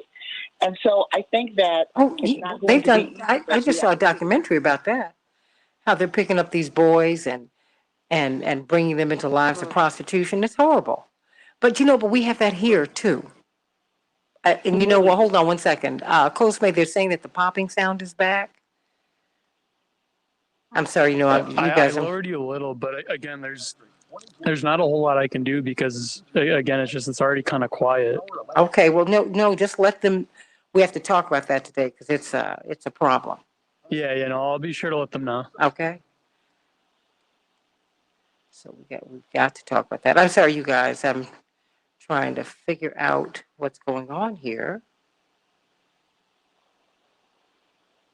5 seconds. Technology has changed so much. There was a time when to be on the radio, you had to go into the studio. Change the world, change the world. Can change the world, we can change the world, change the world. This is the Santita Jackson Show. War and hate to a place of love, it's not too late. Gotta save the children, we can't wait. Let's change the world. Hey, everybody, welcome back to the Santita Jackson Show. We're talking with Attorney Terry O'Neill, the former national president of the National Organization of Women, Attorney C.K. Hoffler, uh, the chair of Rainbow Push, the outgoing president of the National Bar Association, the largest and oldest black bar association in the world, and indeed, brilliant civil rights lawyer and political strategist from Covenant Strategies, Attorney Aaron Connolly. We're talking about the state of women in Afghanistan. We're hearing, if you listen to the narrative from the mainstream media and many other outlets, uh, the exit of the United States is going to prove to be very difficult for Afghanistan's women. Is that truly the case? Um, how are women in Afghanistan? How are they doing? And quite frankly, how are we doing over here? It takes a black woman 579 days to make what a white man makes, according to the latest data for 2021. Our Latina sisters, it takes them even more, many more days. Our sisters from the AAPI community, it takes them even more money. Even more time to make their money, and it costs all women of color at least $1 million over the course of our lifetimes, our work lives in the United States, of this kind of discrimination. So, what are we really, really, really talking about, everybody? Let's talk about this with this panel. The C.K. Hoffler, you were really wound up during the break, as was as was Attorney O'Neill, but everybody is, because I think we start looking at our money. We still have to pay mortgages, rent, buy food, buy clothes. You have to do all of these things, and I'm certainly concerned about our sisters in Afghanistan, of course. But I'm with you. I don't want to impose Western standards on them. Because I think there's a lot that we miss. I think there's a lot that we miss, and quite frankly, everyone doesn't have the highest regard for for the West and our standards. They think that we're too loose, we're too promiscuous. Everybody, and they don't want that. They have over here. They don't want it over there. Now let's just put it right there. CK and Terry and Aaron. Now they don't want that. And let's just remember, when hostages were taken, when Jimmy Carter was running for re-election, when hostages were taken in Iran, remember? Mm-hmm. American hostages, they let go of the black people. They said, look, y'all got enough problems in your country. We can't, no, they don't care about you. Wait. In the United States. Mrs. Jackson made that happen. She was in the Middle East with Yasser Arafat, with the Women's Auxiliary Board of Operation Push. And they took the hostages while my mother and Mrs. Andrew Thomas and all of these people were over there. Mrs. Doris Zoller, all these women, Dr. Velma Wilson, Dr. Thelma Merchant, all these women were over there. And long story short, I remember President Carter was blowing up my parents' phone because my father was like, you need to get your wife out of there. She's in Lebanon. I hear that they're trying to get her over to, they were going to give the hostages to her. And my father said, you got to come home. The president is calling me like every hour on the hour. He says this is very dangerous. And it was Thanksgiving, by the way, of 1979. Of what was 1980. Yeah. 1979. And long story short, my mother said, okay, I will come home. And it was a negotiation. It was a heavy negotiation for about 2 or 3 days. And so what the Ayatollah did was he said, out of respect for you and a nod to you, because you're not going to come over here. I'm not going to release all the hostages, but the women and the black people who are here, I will release them as a nod to the oppression that you deal with in the United States. Okay? I just had to share that story. I know I share it whenever I can, but I think it's important. And that's the narrative that we need to hear in this world. That's the narrative.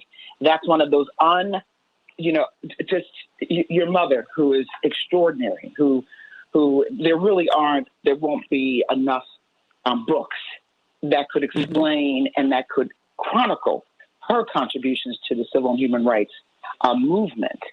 But that narrative needs to be told more widely. But it illustrates a couple of things. One, oppressed people recognize oppressed people. They understand that, people who are treated like doo-doo in one country, when they are trying to make a point about neocolonial behavior or relative to the United States, they don't want to necessarily hurt other oppressed people who have their own problems, and that would be Black and brown people in this country right now. So I think that we just have to learn from the history. We don't need to, it never has worked for the United States, or by the way, any other country, to impose our values on the way of life of those people. It's a short-term fix that may be a convenience to us while we're there occupying, but it's never, you can't change a society and a culture to conform to what you want when that is not what the people want. So it's not going to work. That doesn't mean that women should be beaten, raped, and given no ability to live here or there. Here or there. Here or there. That doesn't mean there should be human trafficking here or there. But it does mean that we need to be very careful about imposing our values, our way of life, and our way of thinking on other people, because at the end, people are always going to go back to their cultural heritage just as we do. And we shouldn't expect them to do anything else. We shouldn't expect that the American way is the best way. It might be the best way for some people here, but it's not necessarily the best way for everyone around the world. That doesn't mean that there aren't things that are magnificent about this country and that are wonderful, because of course we recognize that. But again, we have to be careful not to continue to impose the dirty American ways, as people call it, on other countries. We just got to call it what it is. Terry O'Neill? Because, now we're in the politics of all of this, right?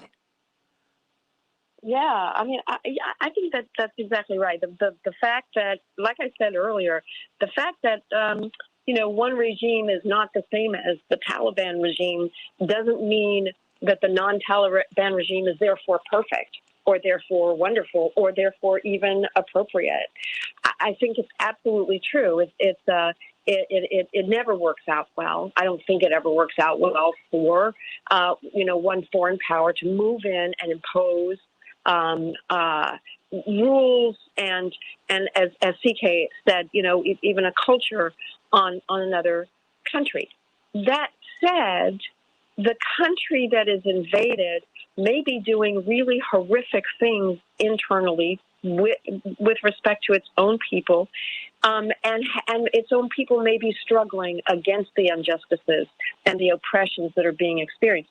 So, for example, here in this country, we struggle against racism, some of us, right? We struggle against sexism in this country. It is a huge struggle. It is painful. It is painfully slow to make any kind of progress, right? We have that struggle in this country. In other countries like Afghanistan, there are similar struggles against oppression. Certainly gender oppression is one of those struggles. And I don't know enough about the country to know about other struggles. But to me, what's really important is to understand the internal struggles for liberation, for equality, for people being able to have a say-so in their own life, to be able to express themselves as leaders in their own communities.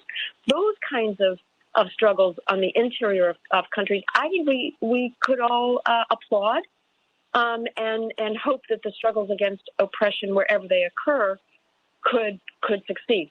They don't succeed, and CK is absolutely right. Those internal struggles for liberation don't succeed by some outside foreign country coming in and piling on and controlling and imposing its own way of life on people.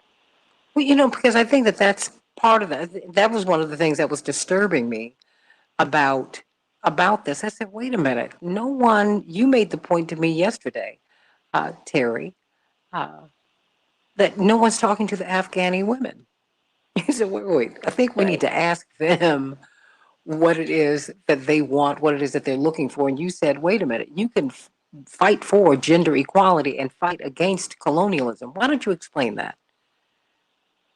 Yeah, I just think that it's possible to fight for gender equality and also to fight against colonialism.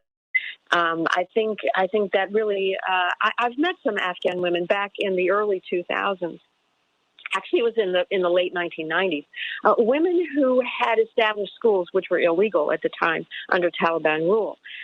These Afghan women were led by a woman who was a doctor and whose practice was shut down when the Taliban took over. And so she had to give up her practice as a physician, and she started teaching children, girls specifically, which was illegal at the time. She was a feminist, and she was very much an anti-colonialist as well. She was not interested in having a colonial regime set up in Afghanistan as if that was some kind of savior to the gender equality struggle that she was engaging in. So I think it is very possible to be fighting for gender equality and also to be fighting against colonialism. Well, what do you think, Aaron? I mean, do you think are we missing something here, or are we onto something here? I think, as always, it's a little bit of both, Santita. I think my hope is that we as Americans can get to a point where we don't think that we have to be the ultimate solution, that we can't achieve any goodness in a mission simply because we're not in charge on the ground. And I think as we are seeing the change in tone from from the people, from veterans, from, those serving in Congress that have served in the military, saying we have to help our brothers and sisters that helped us on the ground. And we're seeing additional transports of folks. We're seeing changes to visas, processing. So my hope is that what we can do as Americans here is to clean up our mess in a way that listens to the people of Afghanistan, that provides, whether that's healthcare support or training for physicians or, additional visa promises for folks and family members that helped us there. Whatever that looks like, I think America does need to take additional responsibility without simply just being in charge of troops on the ground. And I think that there is an opportunity there. As Terry said, what women really need in their day-to-day lives is different than maybe what we think they need, right? And maybe it's consistent medical supplies. I know that's a big issue throughout the world and in many Muslim countries, making sure that women's healthcare is focused on even a tiny bit, right? And women, we're not just talking about giving birth to children. We're talking about making sure women have access to things like colonoscopies, right, that are deemed inappropriate to talk about in families, and having access to medical testing and supplies. So I think we need to have some of those real conversations, especially in these areas where we've occupied for the last 20 years, and see where we can be of help, right? Where the images we see on the news are of folks holding weapons. What if we leave a different kind of legacy the next time? And instead of just focusing on providing, as you said, the additional contracts for the weapons contractors in the United States, maybe we at least diversify a little bit and provide some medical equipment and some things that will help the people in the country that we claim for PR points that we're serving, when in reality we're serving it, using their country as a strategic option to launch either military actions in other areas or to influence decisions by other foreign powers. Well, we had Andrew Coburn, the Washington editor for Harper's, on yesterday. And he wrote a really wonderful piece about the war profiteering. And he has found from a lot of these, some of the most highly ranked people in the military who become military contractors and consultants once they retire, that it really didn't matter to them who won or lost this war, as long as they could continue, Terry, to feed this war monster. I mean, oh my gosh, to have invested $10,000 20 years ago, and for it to be worth 97 plus thousand today, it's obscene, Terry. It's just obscene.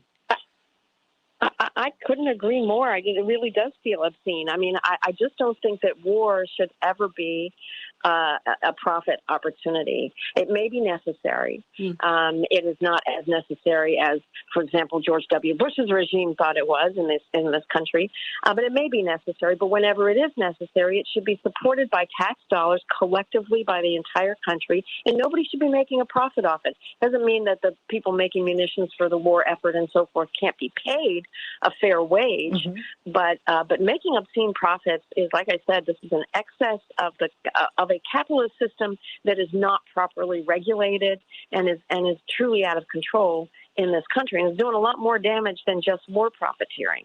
I mean, it's just the way capitalism has been allowed to spiral out of control, to produce extreme imbalances of wealth and income, and to bring racial disparities in its wake.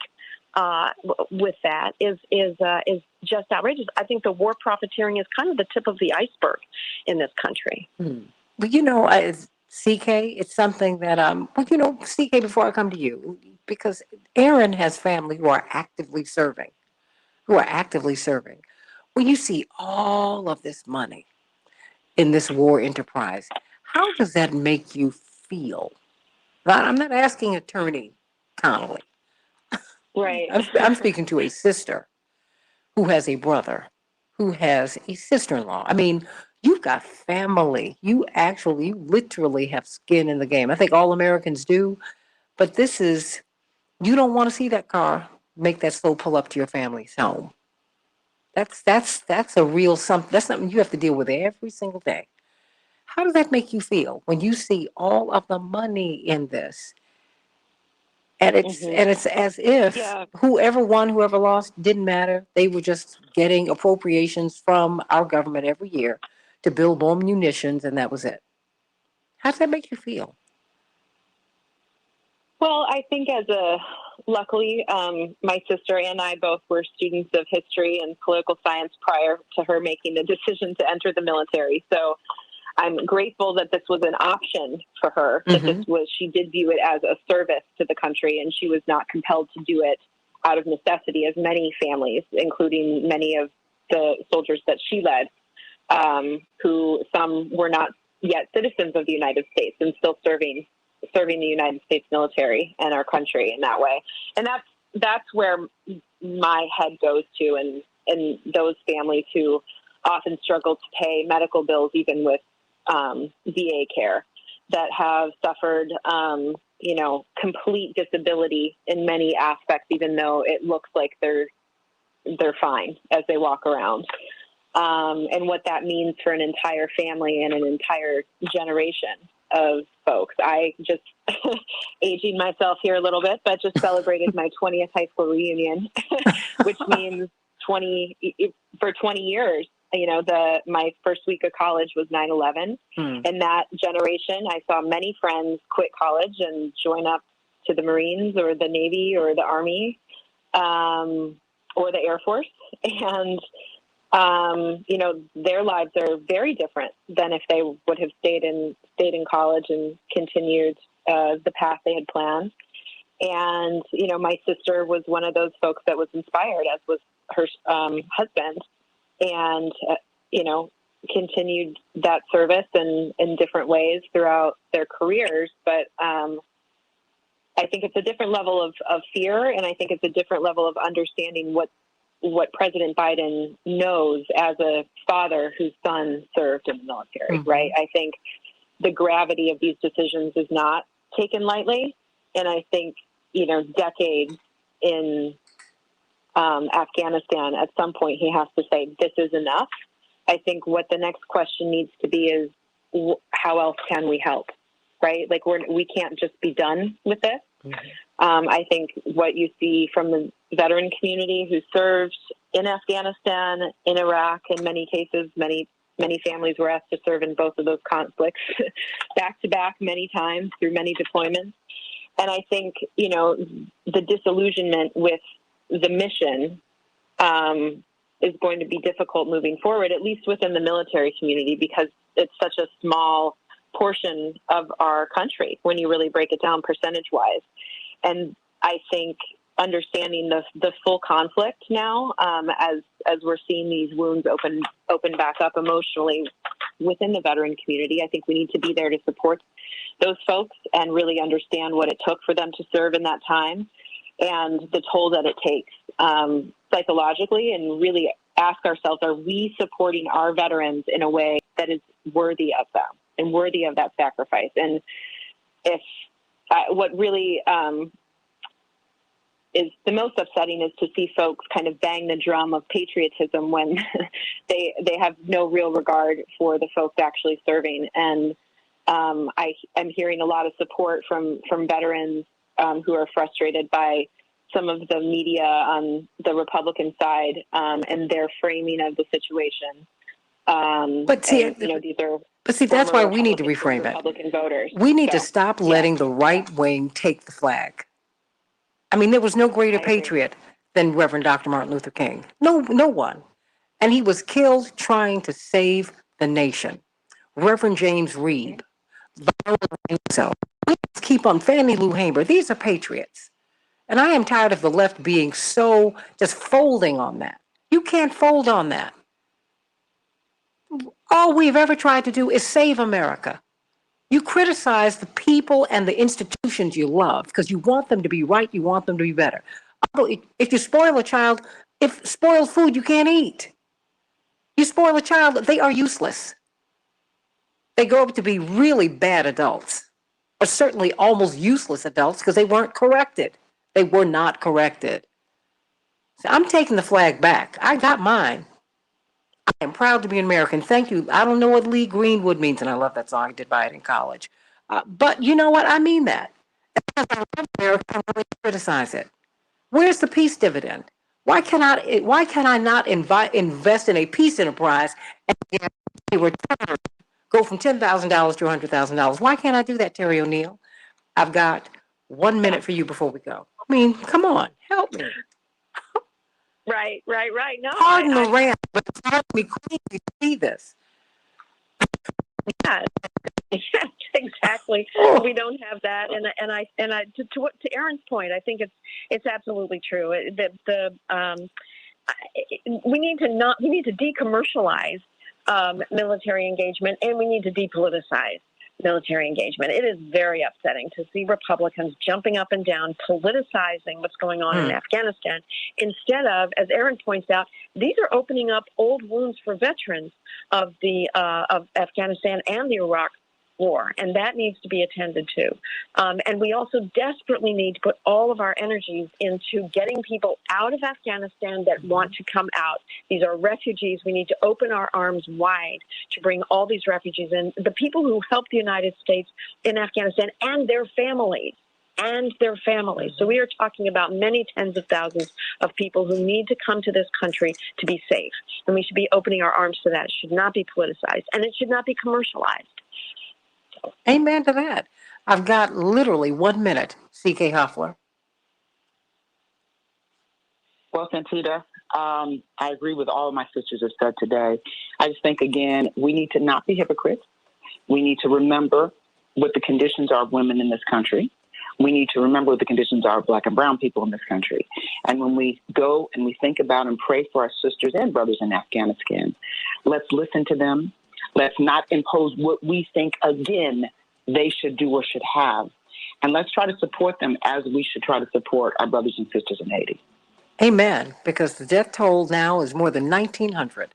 More than 1,900 people, and they are dealing with a tropical storm, Grace. And thousands upon thousands are homeless. And there's no infrastructure. The infrastructure in that part of the country has been decimated. And so trying to find people, that's why we're seeing jumps of several hundred people in terms of deaths overnight. So everybody, please keep Haiti on your mind. I'm going to try and help you to do that because there are brothers and sisters, and we're all, Dr. King said that we are all inextricably inseparable from each other. We're just tied together in this garment of destiny. We all are. And I'm sending love, everybody. I think Abraham from Venezuela, he's sending me love. He said I'm beautiful.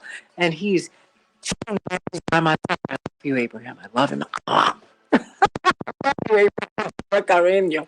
I love you, love you, love you. I love you, everybody. Sending you all much love. Have a wonderful day. Can't wait to be with you tomorrow on the Santita Jackson Show. I love you, Attorney Terry O'Neill, former president of NOW, former president of the NBA, not basketball, but the Bar Association, and Rainbow Push chair, Attorney C.K. Hoffler, and my girl, the fabulous.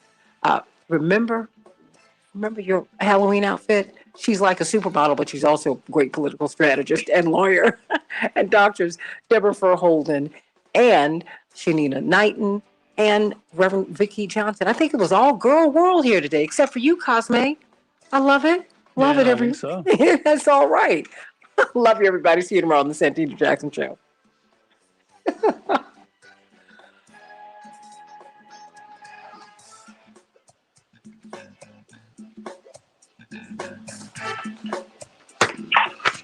My lovely ladies, I love you. Thank you for this conversation. Because it was one that I felt that we needed to have because it was like driving me like kind of crazy. I was like, wait a minute, you guys, this is like I'll be right back. this is so imperialist in its slant. I don't even think you all understand this mess. And Americans are stuck over there right now. You know that too, right? Yeah, right. The Americans haven't even gotten out. I mean, they have not gotten out. You know, and my brother Jonathan was the one who reminded me, and CK would know this because she would have been on some of these trips, that you remember Joe Wilson. Of course, he just passed away, the ambassador. We met him many times when we'd go overseas. You know, because Reverend has never been hostile to our government over there. And you meet these people, and then they come to you and they tell you, hey, we need you, Reverend. We need you to help us with this president, and we need you to help you with, you see all of these. People don't even realize the extent to which our corporations are entrenched overseas. You know, you have a lot of cities around the world that have millions of people who inhabit these cities.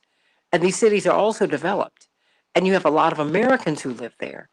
And you know, you walk into all of you know this. You walk into an American embassy any place in the world, and I don't care how underdeveloped a country is. When you walk into that American embassy, it's like walking into the United States. You can drink the water. It's just it's you walk onto that campus, you're in the United States. It's amazing. It's amazing. And people want that and more. That's what they're looking for. They don't necessarily want all of our values because some of our values they're like, you all can keep this, really. But I think that we have to be very careful, Terry and CK and Aaron, to not we've got to learn the lessons. We've got to learn the lessons. And what we're not learning is that we cannot impose ourselves on other people. Oh, and I'm praying for these Americans to get out. Oh, it's too much. I said, okay, you're walking around in your burqa. Right. Okay. I get it. You're working for CNN. Right. I get it. I get it. Sis, I get it. And I want you to feel safe. But you're missing the point. The first thing that these folks wanted, they wanted America out of there because there is something buzzing around in the universe right now. People want their freedom. They do. And they want to relate to the United States as adults, as grown people. They don't want you sucking their resources out. Our oil is not underneath their sand. They have they're sitting on top of trillions of dollars of minerals. I mean, that doesn't belong to us. It doesn't. And in the meantime, China and Russia are relating to them in a respectful way. Their embassies are still open, Terry and Aaron and CK, and they're doing business with them.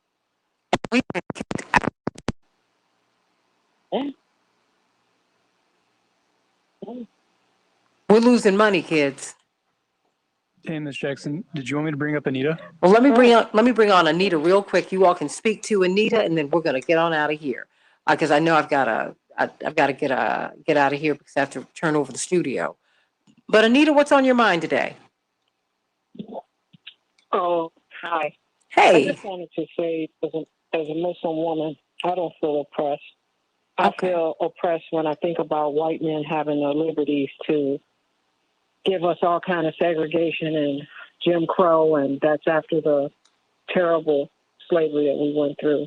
And for us to not have someone to represent us to other countries like the Taliban is trying to control right now. I think Jonathan Jackson and Congressman Jesse Jackson Jr. needs to be heavily involved in that with women's liberation, because they're the only ones that I hear actively speaking out against oppression in communities where there's no business and no education, and people going to jail and being used as slaves for cheap labor. And it's our people again, and our women have no men in our community, and the white Caucasian female is marrying our successful black men. So it's something set up with that that's very oppressive. And the white man is getting in a lot of things like homosexuality. He's not even dealing with the regular standard family anymore. And at least the Muslim countries will accept a man and a woman being married and the rights of children and things like that. So, but my solution is to have Jonathan Jackson and Congressman Jesse Jackson Jr., who was my congressman, speak up for the oppressed, and Jesse Jackson Jr. in particular could tell what an oppressed community is like and what it is to be in that community, representing it, and probably not getting any funding for his people that he's trying to represent. Well, and I hear you, and I appreciate your passion. I personally, have no, um, I have no issue with the homosexual community, with the gay community. I think that they have a right to the tree of life. They have a right to all of the rights that all grown people are supposed to be able to enjoy. So let me establish that. That having been said, I think that we have to have, and I hope that I have a platform upon which you can express your views and that people can express their views and tell their stories. See, because you are coming to us as a woman who is of the Islamic faith. And I have a lot of girlfriends, not a lot, but I know more than one. I know of more than a few women who are Muslim, and they don't feel oppressed. They have the normal back and forth that they have with their husbands that we have with husbands or our boyfriends or whatever. But everybody doesn't feel that way. Some women feel protected because their husbands make them feel that way. So I think that what we have to do is appreciate that number one, respect people and appreciate that they come from a lot of different places and spaces. And you know what? Different people have figured out very healthy ways of living. We haven't always done that. Well, there's a lot in our society that needs bending and ending, quite frankly. And we need to deal with that instead of trying to, tend to someone else's garden. Thank you, Tartuffe. Tend to your own. We got a lot of weeds down here. So, Terry, is the truth. You know it is. It's absolutely true. It's absolutely right. Yeah, yeah. No, I think that's exactly right. And yeah, I like I said, yes, I have a number of Muslim friends and who are Muslim by faith, by community, by upbringing, and very, very thriving within those communities. I have friends in white Christian patriarchal families who feel like they're thriving in those families. Yes, not for everybody. But yeah, that happens. And so, yeah, I think it's very important to be respectful of things like that. We also have to recognize, I think, you think of I was just reading an article the other day about, again, the Catholic Church, the scandals of pedophilia in the Catholic Church in particular. I think one of the things that is most tragic about that is the misuses of power that creates a risk of oppressive things happening at a micro level, at an individual church, individual priest level, or even within a family at the individual family level. So you do have to be aware of risks happening. But the fact that risk exists isn't to say that an entire way of life or an entire religious doctrine is somehow, terrible, right? Mm-hmm. Absolutely. Absolutely. But I think, you're right. And I think that we need to protect our sisters' rights to exist and to live the way that they want to live. I mean, those are the choices, right? They're choices. Right. They're choices. You know, I mean, my mother didn't work outside the home, although she did have a full plate. My goodness. You know, and I'm glad that that's what I'm glad it worked out like that for us. With my father's schedule, if my mother had another job, a 9 to 5 or a 9 to 9, because everybody I know works 12, 16, 20 hours a day, it wouldn't have been possible. Because he needed her, we needed her right where she was, which was everywhere and with us all the time. But we've got to respect that. We've got to respect that and respect people and their choices. Respect it. Yeah, Anita. You know, I don't know what you're doing. Very quickly, I'm sorry, Anita. Okay. I didn't mean to offend the homosexual community. Oh, I don't That's think just that you one more did. thing that ignores, but that just ignores the female being involved in her family again. And I'm not saying they're doing it because I understand their position too. So don't ever think that I feel that way. But when they're talking about man to man again, women are going to be excluded. Well, you know what? They get kind I of hear pushy you. with their stuff sometimes. I hear you. I hear you. And I think that, I think that women need to stand up and we need to be defended. Because I'm not a person who has had a period. I'm a woman and I fight for that. As people fight to be non-binary, I respect that, but you respect the fact that I am. Let's just respect each other. We all have different perspectives, and believe me, I waited a long time to become a woman, and I'm glad to be here. You're not going to relabel me and make me something else. I'm right here, and I'm going to stay right here. And you can do what you do. I respect that, and I mean that, Terry and CK and Anita.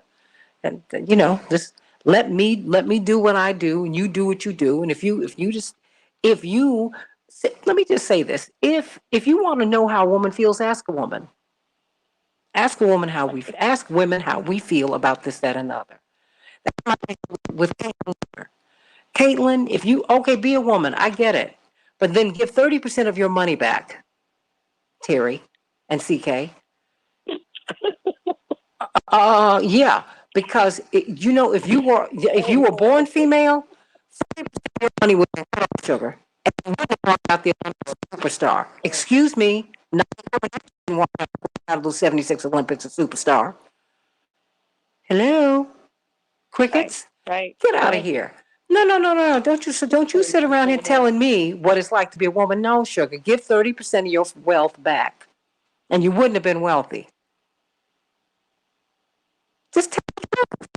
I mean, I'm anti anything. I'm pro human. I want you to tell the truth about your circumstances. You can't tell me, Caitlin, about being a woman. I can tell you. And I need you to be in solidarity with me so you can help me to get my money together and my circumstances right. That's all I need you to do. And then you can go on and do whatever else you want to do with Kim, Chris, and everybody else. And be governor of California for all I care. Whatever. If that's their choice too. Yeah, I said it. And I'm not going to I will add more to it before I take anything back. How about that? I mean it. I'm tired of women being snowballed and rolled over like this. No, no, no, no, no. I'm a woman. You talk to, if you want to find out how a woman feels, and you ask me. You don't lecture me. You ain't got nothing to tell me about being a woman. I've lived this whole experience, all 360 degrees of it. How about that piece? I'm with that. So does anyone have anything else to say before we go? CK? It's just Attorney O'Neill. Okay, I've been ranting all day, Terry O'Neill. Just get a little tired. But you know what, Terry, very quickly, my first term paper when I was 9 years old was on women's suffrage. So I went through hard issues. And I had my father to sit down, and he and I sat down and talked about it. And why women's suffrage was so important to me. And why women's rights were so important to me. I made sure that, he and my mother made sure that I went to the Shirley Chisholm rally when she was running for president. And I was able to sit down and at least talk to her, and that I understood the importance of Fannie Lou Hamer. And, my mother would buy me books on Susan B. Anthony and Mary McLeod Bethune and on and on and on. Oh, yeah. Elizabeth Cady Stanton. Oh, you name it. Come on. I'd go with it. And then the fallout with Frederick Douglass. I mean, once I was in it, they let me be in it. And I appreciate that from both my parents. I appreciate the fact that my father never said, this is my money that I make. He said, this is what we make. I always saw my mother as a full partner in their marriage. That your mother doesn't work. He said, your mother works hard. And if were it not for her, we wouldn't exist. Because we need her to be she is the brain, the stability for this whole family. That is who your mother is. So, hey. See, do you want to say anything else, Terry O'Neill? And I know it's real early out there, but I'm going to have you back. She is like, great. It's great to be back with you, Santita. I'm honored to be here with C.K. Loeffler, president of the National Bar Association. It's an extraordinary, wonderful organization, and I so appreciate all of her insights, and Erin as well. I mean, it's just wonderful. And yeah, I mean, it's so good to hear you talking about our history. Our history is that the struggle for women's rights has not been even, right? We know Elizabeth Cady Stanton did some good things, and she did some terrible and horrible things. Right? She was racist. She turned her back on her African American sisters when she was implored not to. There were a minority of white sisters in the movement in the 1800s who stood with their black sisters, but only a minority.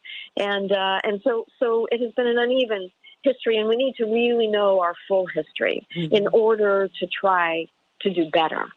So it's that kind of thing is just so important. Let me just leave you with this thought.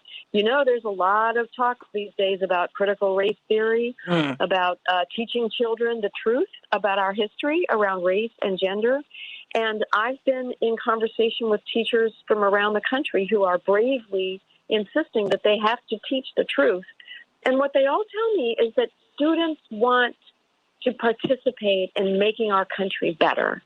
And that when they are taught the truth, even the parts that are painful to hear, that they are more inspired by the aspirations of our country toward real liberation and real equality, right? So like you said, Santita, we need to know our history. We need to I think work together for change, for real structural change in our country. Amen. And you know what?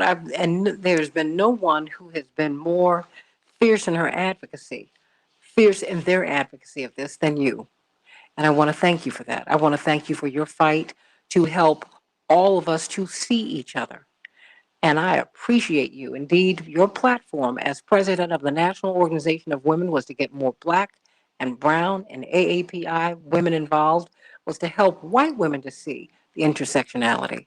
And you never, ever shirked from that. And I want to thank you for being a sister, really, a sister beloved, and my own Shiro. Hello. I'm going to make you a hero. Shiro. How about that? And I mean that. So I love you. I do, and I thank you. And I just can't wait for you to get back east a little bit so I won't feel as guilty about getting you up at 5 a.m. to be on the show. Remember, I said as guilty. Because no, we needed your voice today. We did. We needed your voice. So thank you. I love you, Terry O'Neill. Love you too, Santita, so much. Thank you. And D. Ray Jones, no, my father did not know Mary McLeod Bethune. I believe she died in the 50s, everybody. And I tell you what, my grandmother, my mother's mother, got a chance to see Mary McLeod Bethune. And she died 4 years ago. And she would have been about 96 now, 95 or 96. But she was from Southern Florida. And so Zora Neale Hurston taught at her grammar school, and Mary McLeod Bethune was a presence in her community. So no, that's a piece my father missed. He was born in 41, so that would have made him 14 when she died. So but it's important to know these people don't die; they just transition. So our children should know who Mary McLeod Bethune is, and we should know about her last will and testament. We should know about Bethune-Cookman College. We should know about her legacy. We should know about Susan B. Anthony. We should know about Elizabeth Cady Stanton and all that she was and was not, because all of that made her who she was. We should know about Frederick Douglass. We should know about his wives. We should know about his life. We should know about we should know about these people. And when we know about them, and when we say their names and when we tell their stories, they never die. And they shouldn't, because they have much to teach us, even now, and especially now. So I love you, everybody. God bless you. I love you, Terry O'Neill. Cosme, thank you for a wonderful show. We are working it out every day. Yes, we are. Okay, God bless you. It's a lot. Whew. You know, we're doing this stuff remotely, and it's like we keep trying to get the equipment right and all of that. Oh, Terry, it's a lot. But you know, but it's been a blessing. It's been a blessing. You know, so instead of being in the studio at 4:30 in the morning, I mean, leaving here at 4:30 or 4:15, I would leave here at 4:15. Um, I can get up. Well, I'm up at 2 anyway, but I can walk around here at 4:30 and not get in a car. I can just walk, you know, from one side of my place to the other. But it's a lot. Right. So it's a lot. So thank you, D. Ray. She said dynamic segment today. Thank you, thank you, thank you. Um, and she touted her grammar school. That's right, Keith. But just let's keep on talking about these people because they contributed so much to who we are. Can you imagine Mary McLeod Bethune was part of FDR's kitchen cabinet? I mean, and this is in the midst of, you know what I'm saying, Terry? This is in Jim Crow America. Yeah. But then when you look at Elizabeth, when you look at his wife, Eleanor Roosevelt, who said, who used the fact that she was a handsome woman. And she had dealt with so much abandonment and emotional abuse throughout her childhood, and yet she used it. She didn't become bitter. She became a better person, and she changed the world.